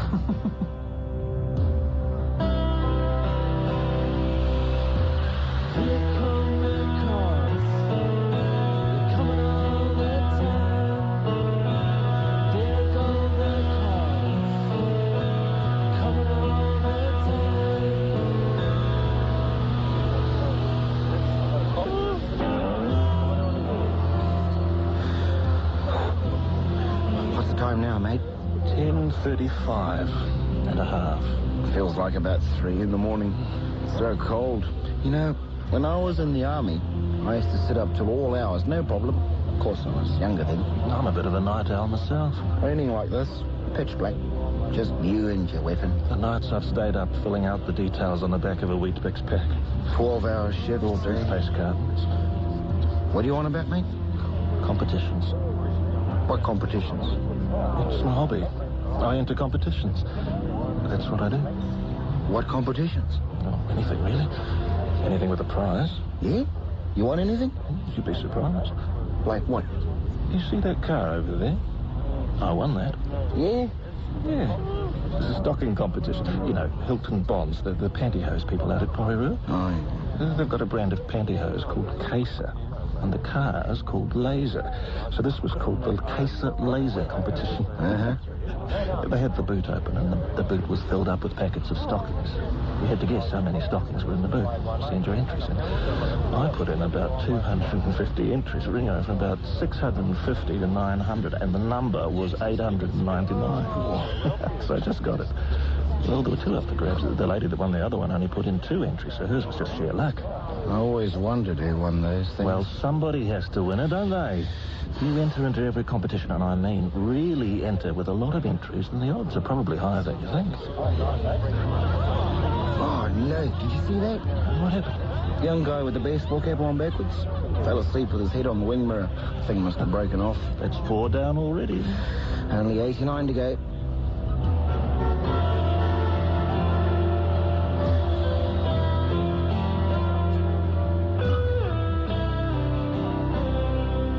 I used to be a taxi driver. Before that, I was in the army. I left school at 15 and signed myself out. Did quite a few odd jobs. Worked in freezing works, did in forestry. A group of 8 of us were working, and we decided we were sick of it. Conditions weren't good, so we all took off to Christchurch in a V8. We found a 6-bedroom house there, but it wasn't a lot of work. Started getting a bit tough. We survived on nothing. He used to go down to a farm, get a sheep, put his pelt across the fence after. Well, I was starting to get into a bit of trouble, you see, and there was a bit of pressure on me. The guys had started stealing to get by, and it was either going to be jail or the army. I didn't know when I signed up that I was going to fight in Vietnam. Not that I really cared, eh?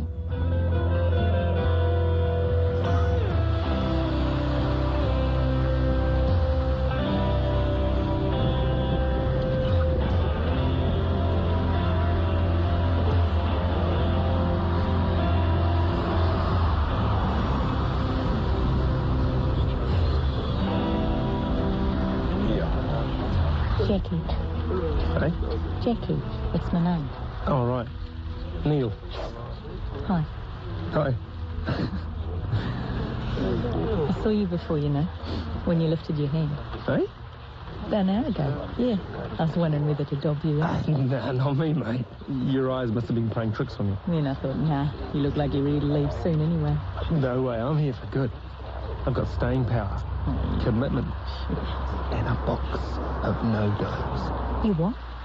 Yeah, it's in my top pocket. Where? Have a look. How many of them you taken? I haven't touched them yet. I'm waiting for the right moment. It's just the last few left, and I need that extra edge. You gotta be nuts. Right? Fuzzes your brain, rots your concentration. As soon as you take those, you'll be a goner. 10 minutes and you'll be wandering around in a daze wondering what day it is. You're just jealous because I got the last packet of no-dos in Lower Hutt. I had to go all the way to Waterloo for as easy as it was. Jeez, you're a dickhead. No, don't try greasing me up. No, you had your chance. Chance? For what? I was going to help you, but... You? Help me? You can forget it now. Oh, you can forget it? No, you can forget it. Look, what you fail to realise is that women are and always will be far better at this sort of thing than your average male. It's proven. Women have a superior ability to concentrate for long periods of time. It's proven. Where? Tests. Overseas. What you don't realise is it's not about concentration. It's about fitness and strength. You wait till the last few of us are left. It'll be all gutsy ones. Hey, watch it. What? You're leaning on my car. Oh, yeah, right.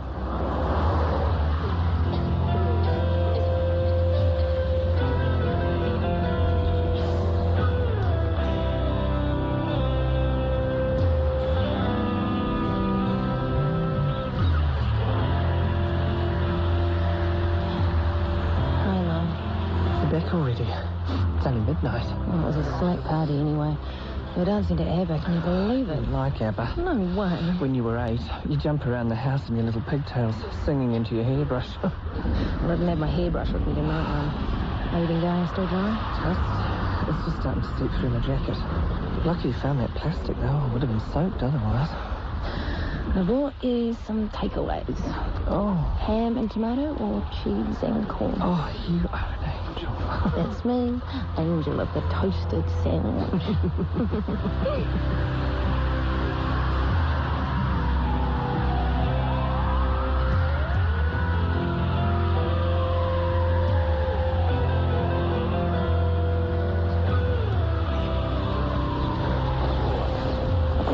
Put the other bag over your head. Sure. Of course I'm sure. That way it'll run down the outside without running down your neck. What if I use the bag to tie down my umbrella so it didn't run away? It's tried and tested, mate. So's my umbrella. I stood through an entire test match with this and never got a drop on me. Tell that to the guy that just came off. One gust of wind and you're gone. Did they teach this in the army? Army? Nah. I had a mate worked in a plastic bag factory in Queenstown. He used to hook them off to the tourists when it rained. They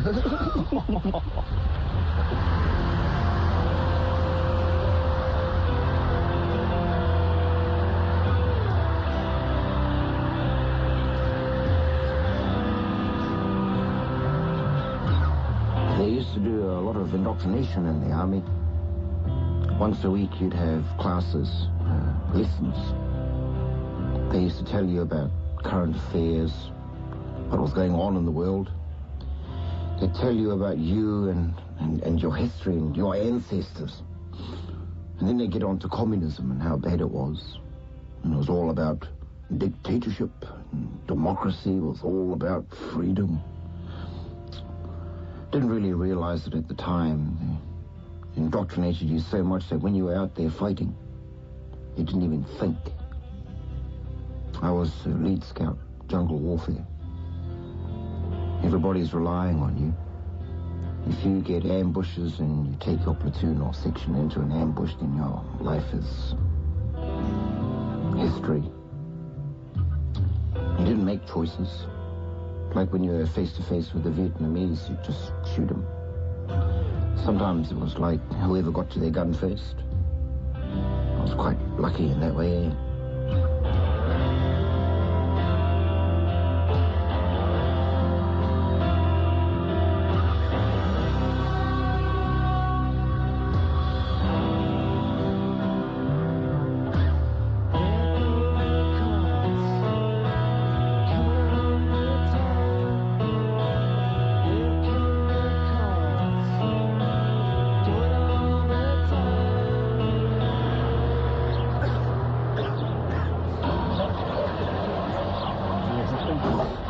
Which one? On the end there. Here, take these. Fresh pants. Oh, you're a love. Quick! Damn! Too late, huh? Do you reckon they'll be long? Can't tell. Damn! Oh, there's a public one just down the road. Yeah? You could just wait another 2 hours. There's got to be somewhere.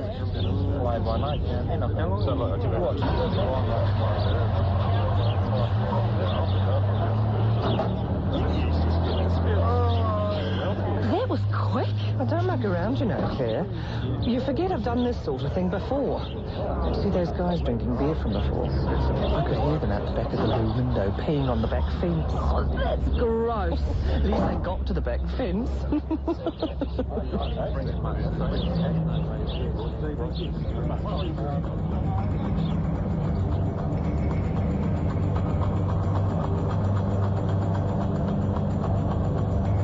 Oh, the first flat that we had after my marriage split up, I went and found while I was still married.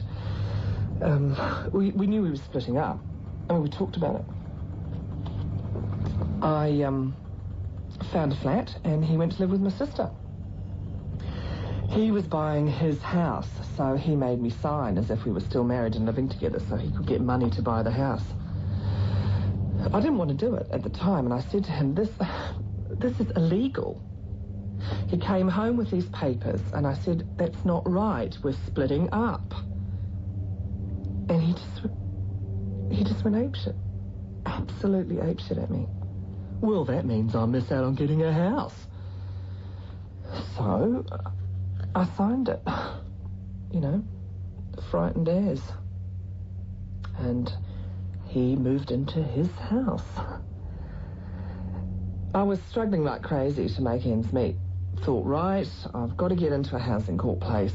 Went to the housing court and, my name is on the deed for this other house as a result of signing that form, so I was ineligible. I never even set foot in that house. It took 2 years to sort it out until the housing court finally gave me eligibility. This is going to a lawyer, to my MP, letters from a doctor. We had nothing, didn't even have a lounge suite, didn't even have beds. I mean, he took the kids' beds, for God's sake. So it was 2 years of struggling. I was functioning at such a low level. I'd just get up in the morning, I'd get the kids in the car, drive them down to school, drive back, and then I'd sit all day just rocking. I was always cold. Yeah. The week that I got granted eligibility to go on the waiting list for a housing court place was the same week the landlord told me he was selling the place. So I was sort of in a dilemma. I mean, what am I going to do? What am I going to do? And that's when my sister said, well, you can come and live with us. And it's crowded conditions, all three of you in one room, so that'll speed up the housing corp. Well, we thought it would be a matter of weeks, you know, and We lived with her for 3 months.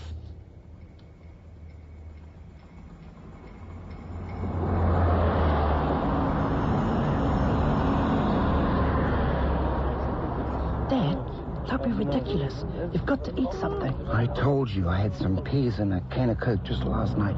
Last night? You mean you haven't eaten since Saturday night? Oh, you've got to have more than that. Look, if you don't eat anything, your body starts to close down. Look, I'm okay, all right? I'm only standing up with a hand on the damn thing. I'm going to ring Mum.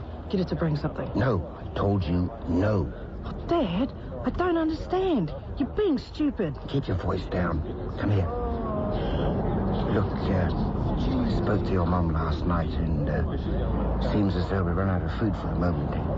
She's hardly got enough for breakfast tomorrow. I don't know how we're going to last till Thursday. I know that. You do? The others can handle it till then. We all want to help you, stand by you. You can't go without food. Oh, come on, Dad. You know you can win this. There's no one here like you. We could have a family car again. And what if I don't? What if I lose concentration? I know you can do it. Look, I'll just get it to bring a bar of chocolate. That should keep you going a while longer. Jeez, I wish I knew I was doing the right thing. Trust me, Dad.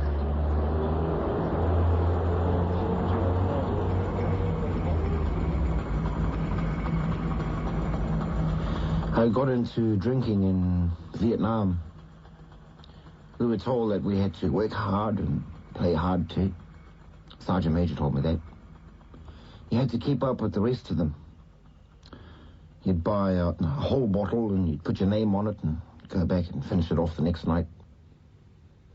You used to drink and drink and drink, and if you felt sick, well, you just couldn't be. I gave up drinking when I was working for the railways. After about 15 years of it, I just realized one day I got to stop this. It's my family, really. I used to beat up my wife a lot, and my daughter. She's only about 2. I don't know how my wife ever put up with it. If it were any other woman, we'd be divorced by now. What she's been through, she could tell you a lot. It was my daughter screaming that got to me. That noise, I just couldn't handle them. It took me back to war. So I'd get angry. Used to drag her around on the floor. It was hearing my family talk about me that finally made me give it up. Came home one night and they're all in one bed together, my wife and our 3 daughters. They used to have their own bed, but they often liked to get in together. And they were giggling and telling stories. And I heard them saying how they didn't like me, how I was crap. In fact, my wife's very words were, "He's an arsehole, isn't he?" It struck a chord in here.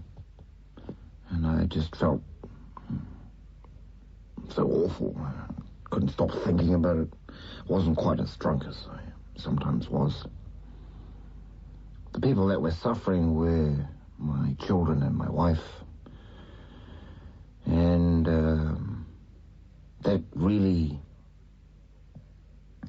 You know, I'm pretty peeved off about that. Even now, just thinking about it makes me angry at myself, you know? Now I just couldn't do more for them. I really want to make it up. I like to think we get on really well with each other.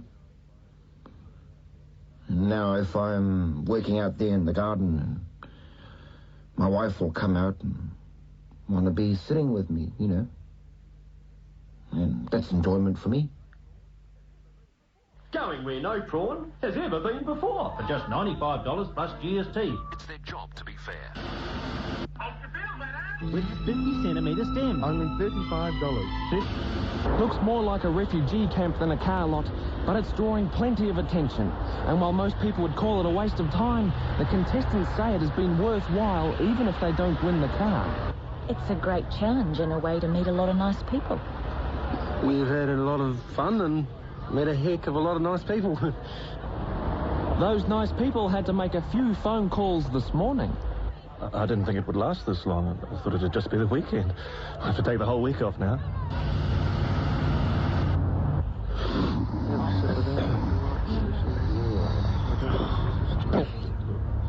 Jackie. Hey? Over here. Oh, Neil. I was having this weird dream. I was asleep on this lilo.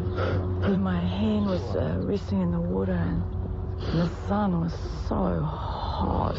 No such luck.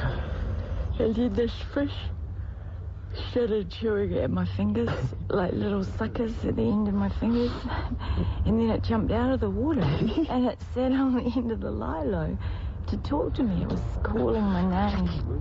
So I picked it up to kiss it, you know, like you do in the fairy story. Put your hand back on the car. Oh. Did anyone see? I think so. No. Oh, boy. That was a close one. Too close. Why didn't you say something? I did. You weren't watching me while I was asleep, were you? You're only out a couple of minutes. Damn. You knew it. I hate people watching me when I'm asleep. Yeah? Why? Well, it's not right, is it? It's personal. I always get the feeling I might be dribbling or something. I wasn't, was I? No. Thank God. Actually, you were sleep talking. Eh? I never sleep talk. Well, you do now. What was I saying? You sure you want to know? Oh, God, was it that bad? You were moaning. Moaning? Yeah. Like, Oh, wasn't. Yeah. No. Yes, please, no. Oh, yes, it's... Oh, no, don't tell me, please, don't tell me. Neil. Bastard. I hate to destroy your ego, Neil, but I don't think we share the same fantasy. Oh, come on, we're all sleeping partners here, you know. We've been here almost 4 days. There's no need to hide your feelings now. You are so arrogant. Takes one to know one. Well, at least I don't pick my nose and... Hey? Who? You. When? You were having a good old dig. I thought you were going to bring out your bucket and spade any moment. Yeah, well, I must have been subconscious. Yeah. Subconscious regression back to a 3-year-old.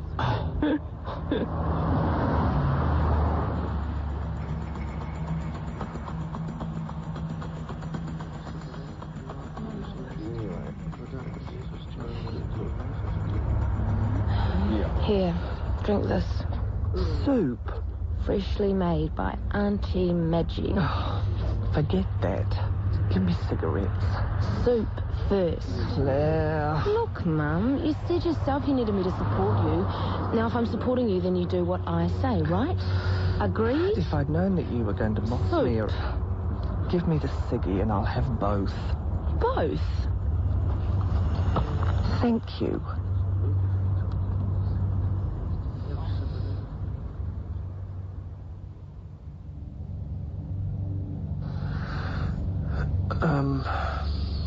I bled during the pregnancy and I had to go to hospital.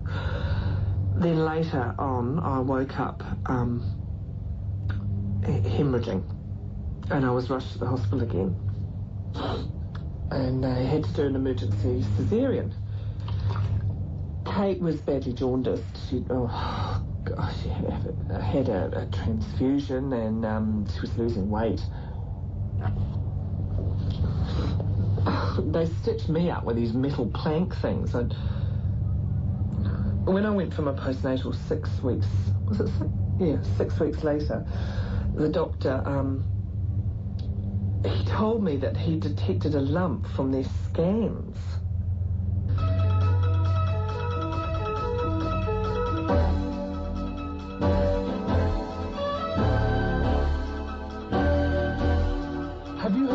This car is $4,000, not the $10,000 this car sells. Did you realise this car had 107,000 Ks on the clock when you entered the competition? Were you aware this car was bought back by the business from an unhappy customer?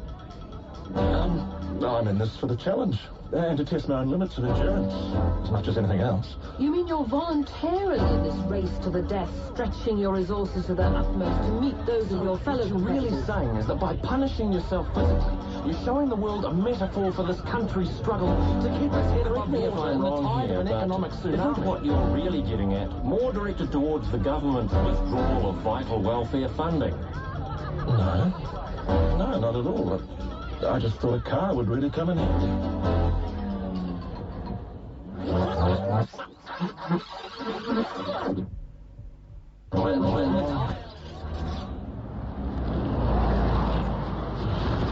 Shit. Hey, what's up, Clive? Nothing. Nothing. Got to you a bit, eh?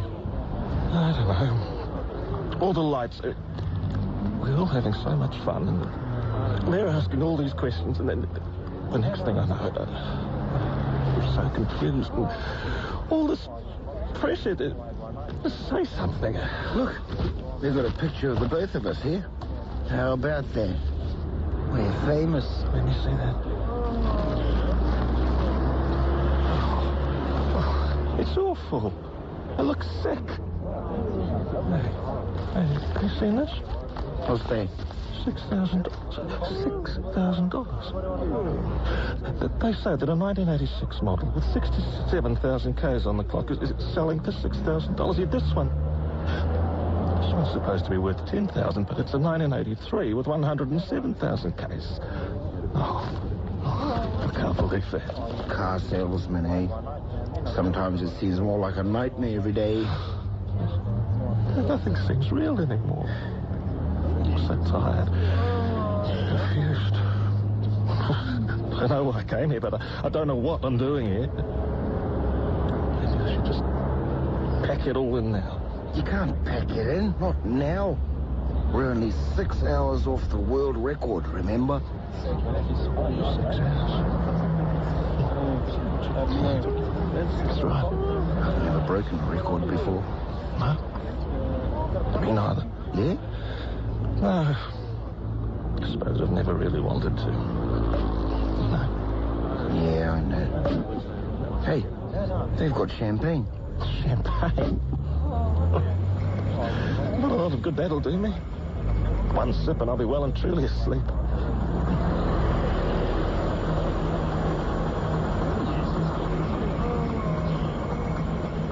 I'm unemployed now, eh? They were making people redundant from the railways in 88. But I had the chance to be self-employed as a taxi driver, so I left the railways. Leased the taxi license for 3 years. When I went to renew my lease, the company stopped me from doing it because I didn't have a good enough vehicle. I told them I couldn't afford to change the vehicle and that it was a good car. Economically, it was good because it was a diesel. It goes twice the distance. He wanted to get all the old cars off the road and get new cars on the road and get a good image. Couldn't get the benefit right away. Had to stand down for 3 months. Because I'd been self-employed, they said I should have been able to put money away. I ended up running up quite a few bills. 4 kids and all.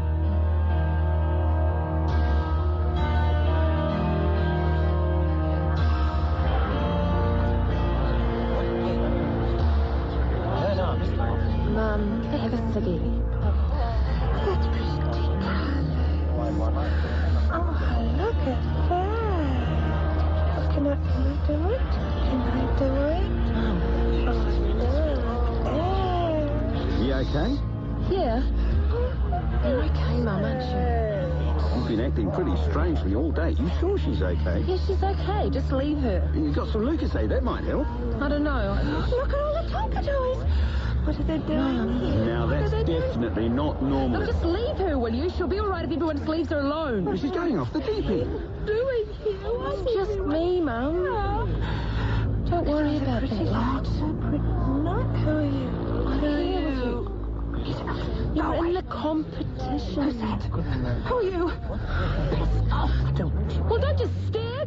Who are all these? Call an ambulance. We need someone over here. I want the St. John's ambulance down here.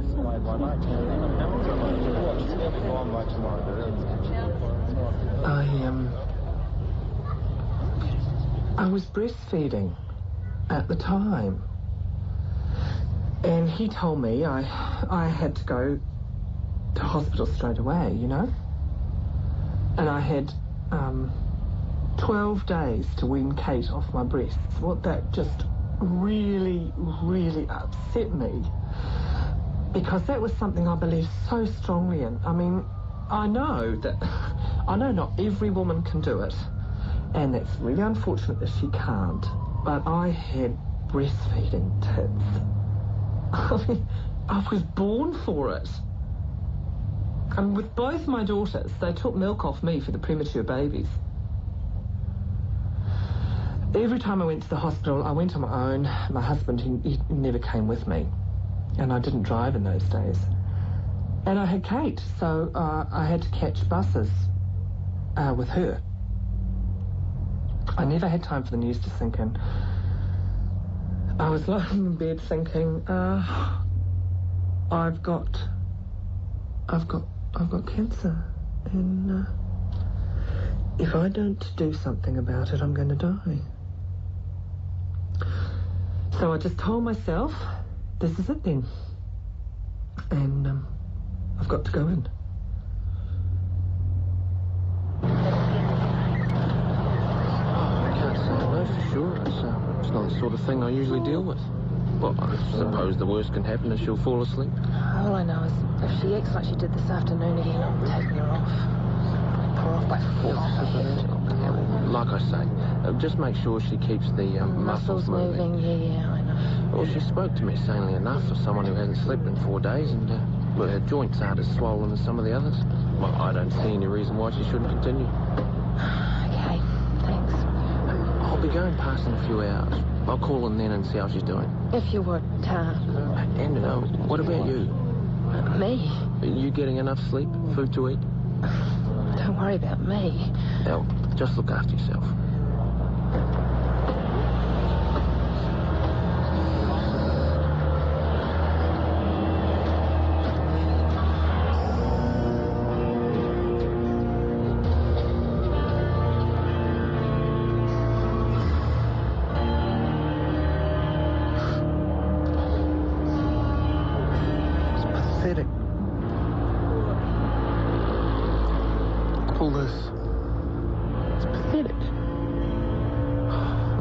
A better way. What are you here for? Here for? Car. Car hasn't got anything to do with it. So I've been standing here for the last 4 days, just for the free coffee. Well, we're not actually winning the car, are we? Well, someone is. That's not the point. You wouldn't have met me, for starters, if it wasn't for... My auntie. Me? Yeah. My auntie. She dragged me into it. I tell you the truth, I'm not much into these sort of competitions.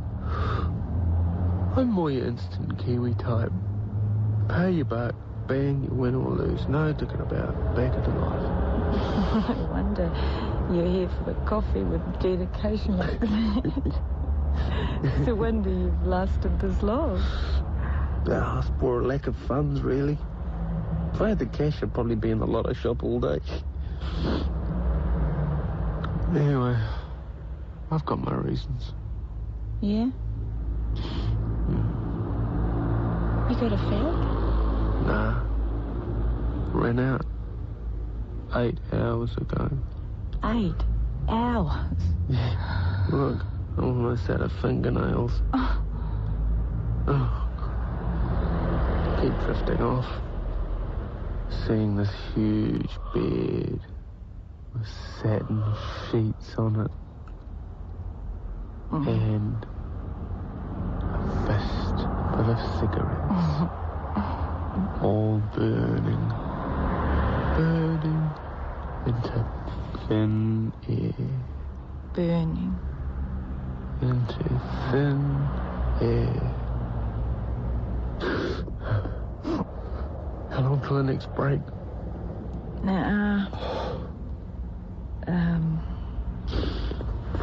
45 minutes. Listen, Neil. Maybe I could nip down and get you some. Hey? Cigarettes. There's a dairy down the road. What about the car? Enough's enough, eh? I don't even like black cars. I was thinking, since you were here alone. Yeah. And I'm here alone. Yeah. I could be your support team. Huh. Yeah. I could bring you supplies and food and prop you up, lift your spirits. Suppose. I could get a bag of stuff from the supermarket. Maybe I could give you a lift. Eh? The supermarket. For supplies. But then we'd both be out. Thing is, I've already got a decent car. I only would have sold this one anyway. You reckon people would notice? Who cares who'd notice? Mr. Stemmer. Ms. Concentration. Oh, the first thing I'd do is have a bath. Oh, yeah. A bath. And a cigarette. With coffee. Real coffee. Oh, no, don't get me started. I'm started. Long, deep sleep. In the waterbed. A long, deep sleep.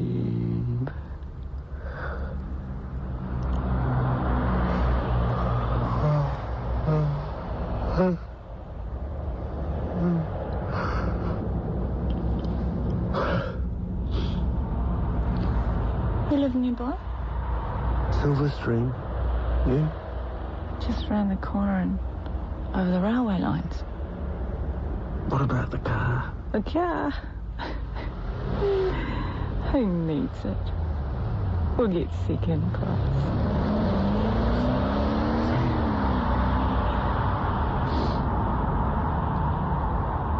If I hadn't joined the army, I would have ended up in prison. That's why the jails are full up with Maori at the moment. There's no way of furthering themselves because they've got no resources and no money. That basic instinct, instinct for survival, that's why they're in there. Well, not all of them. Some are in for serious, real things, but that's why a lot of them are there. Just trying to survive by stealing and stuff. And the pain is so hurtful that they have to smoke and drink to forget about it, to nullify the pain. They've become less bold because they've had to fit into the Pākehā system. I believe it's the wairua tapu, the spiritual side, which helps one through life, because you're not just you on this earth. There's more to you than just your being. This is what I'm talking about with my children. I want my children to have that side too.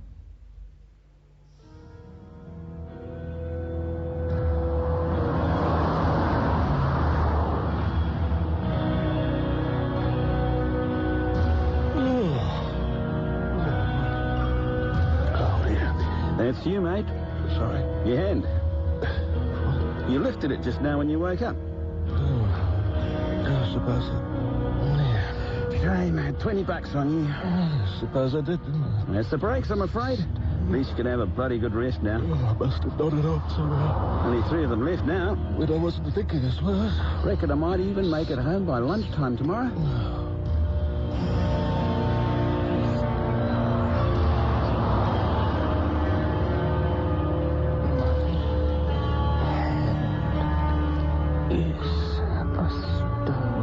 You remember, Mum? I was 9. Kate was 3. And you were cleaning the skirting boards and things. Just for hours. Oh, right. I was too young to know what was happening. I just made sure everything was done. And cooking the meals and things like that. Making sure Kate was all right. Stone.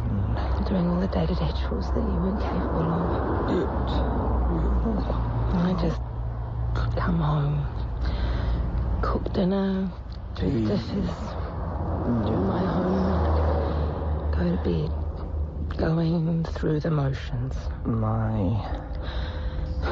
I knew it wasn't normal. And one day you just snapped out of it. Stone. I can even remember because I know what you cook for tea. Beef olives. Beef olives and mashed potatoes. We all sat at the table. It was such a relief. It was just a turning point. Here. But you didn't slip back. You didn't slip back, Amos. As long as it takes. Come on. You don't have to talk to me, but It's mine. just let me know you're listening, Mum. And is a stone.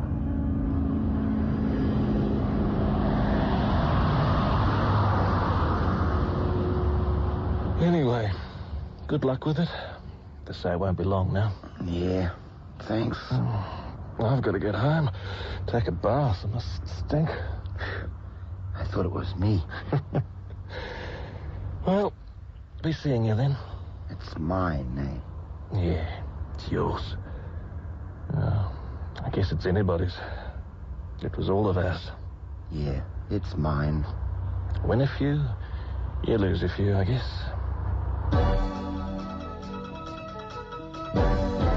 As the contest went into its 5th night, there were 5 left. By the early hours of this morning, they looked like the walking wounded. By now, it was down to 3 who had been awake with a hand on the car for well over 100 hours. Just before dawn, it was down to 2. The final death watch had begun.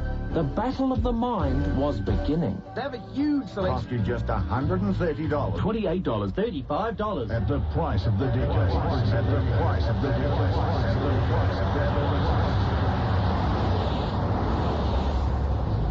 Eyeing up the tough guy. Make contact with the enemy. Make contact with the tough guy. You can't teach discipline in a rush. Make contact with the enemy. All up here. Make contact. Thinking a certain way. Feeling a certain way. Focus on certain things for the illness. Focus on certain things. Don't need anything else. Other guys are staring at me. I'm gonna always be there for people. Wairua Tapu. It's not just you. There's more. Wairua Tapu. My daughters are what's important. I enter competition. Can't let them down. That's what I do. Let my family down. In pain, down to my knees. I'm trying to think a certain way, feel a certain way. A voice is calling me, a female voice. It's screaming at me, please, it's all too much. The tap is turned off. You go in with nothing, you come out with nothing. You know you can win this. You go in with nothing, you... Oh, mate, what happened? Hey? Your hands, you just cupped them, like that. I did. That's it, I'm afraid. It is? Afraid so. I'm out. Yep. What's the... What are we all doing here? Going home, mate. That's what we're doing. We're going home. I found out why I fell out. I'd been down to the library to get a book out on nourishment, and I found out my brain didn't have enough glucose. I lost it by Tuesday morning. Experienced dizziness, not knowing where I was. And when I got home, my daughters were there, and it wasn't very good for them to see me like that. The amount of work they'd put into it, being there when I needed them, it felt really awful. It was a good lesson for me. I know what's needed. Don't know if I'll do it again, but if I know someone, I'll give him everything he needs to keep his body going. He's not to stay like I am. And I just won't go. Just can't go. Just can't go. You've won, Mum. Can't go. You've won. The car. We can all go home now. We can go home. Home? You can let go, Mum. You've won. No, I can't go. I can't. There's a limousine waiting for you, Mum. Champagne. TV people are here.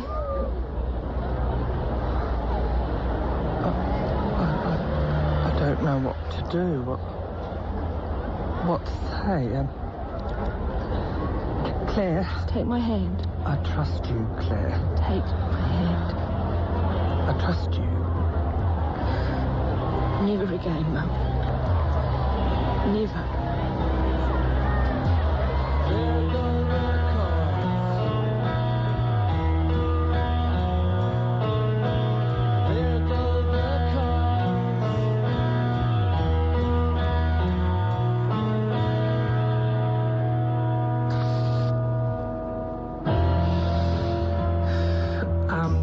For about a week, I'd wake up and I'd find myself clutching the bed. You know, not sure if I could move my hand or not.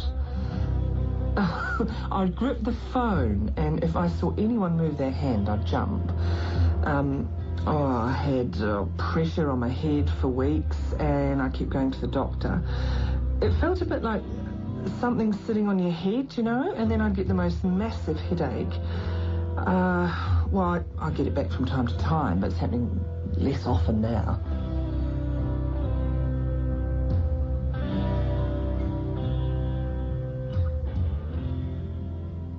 That was City of Hands by Stephen Bain and Deborah Tucker.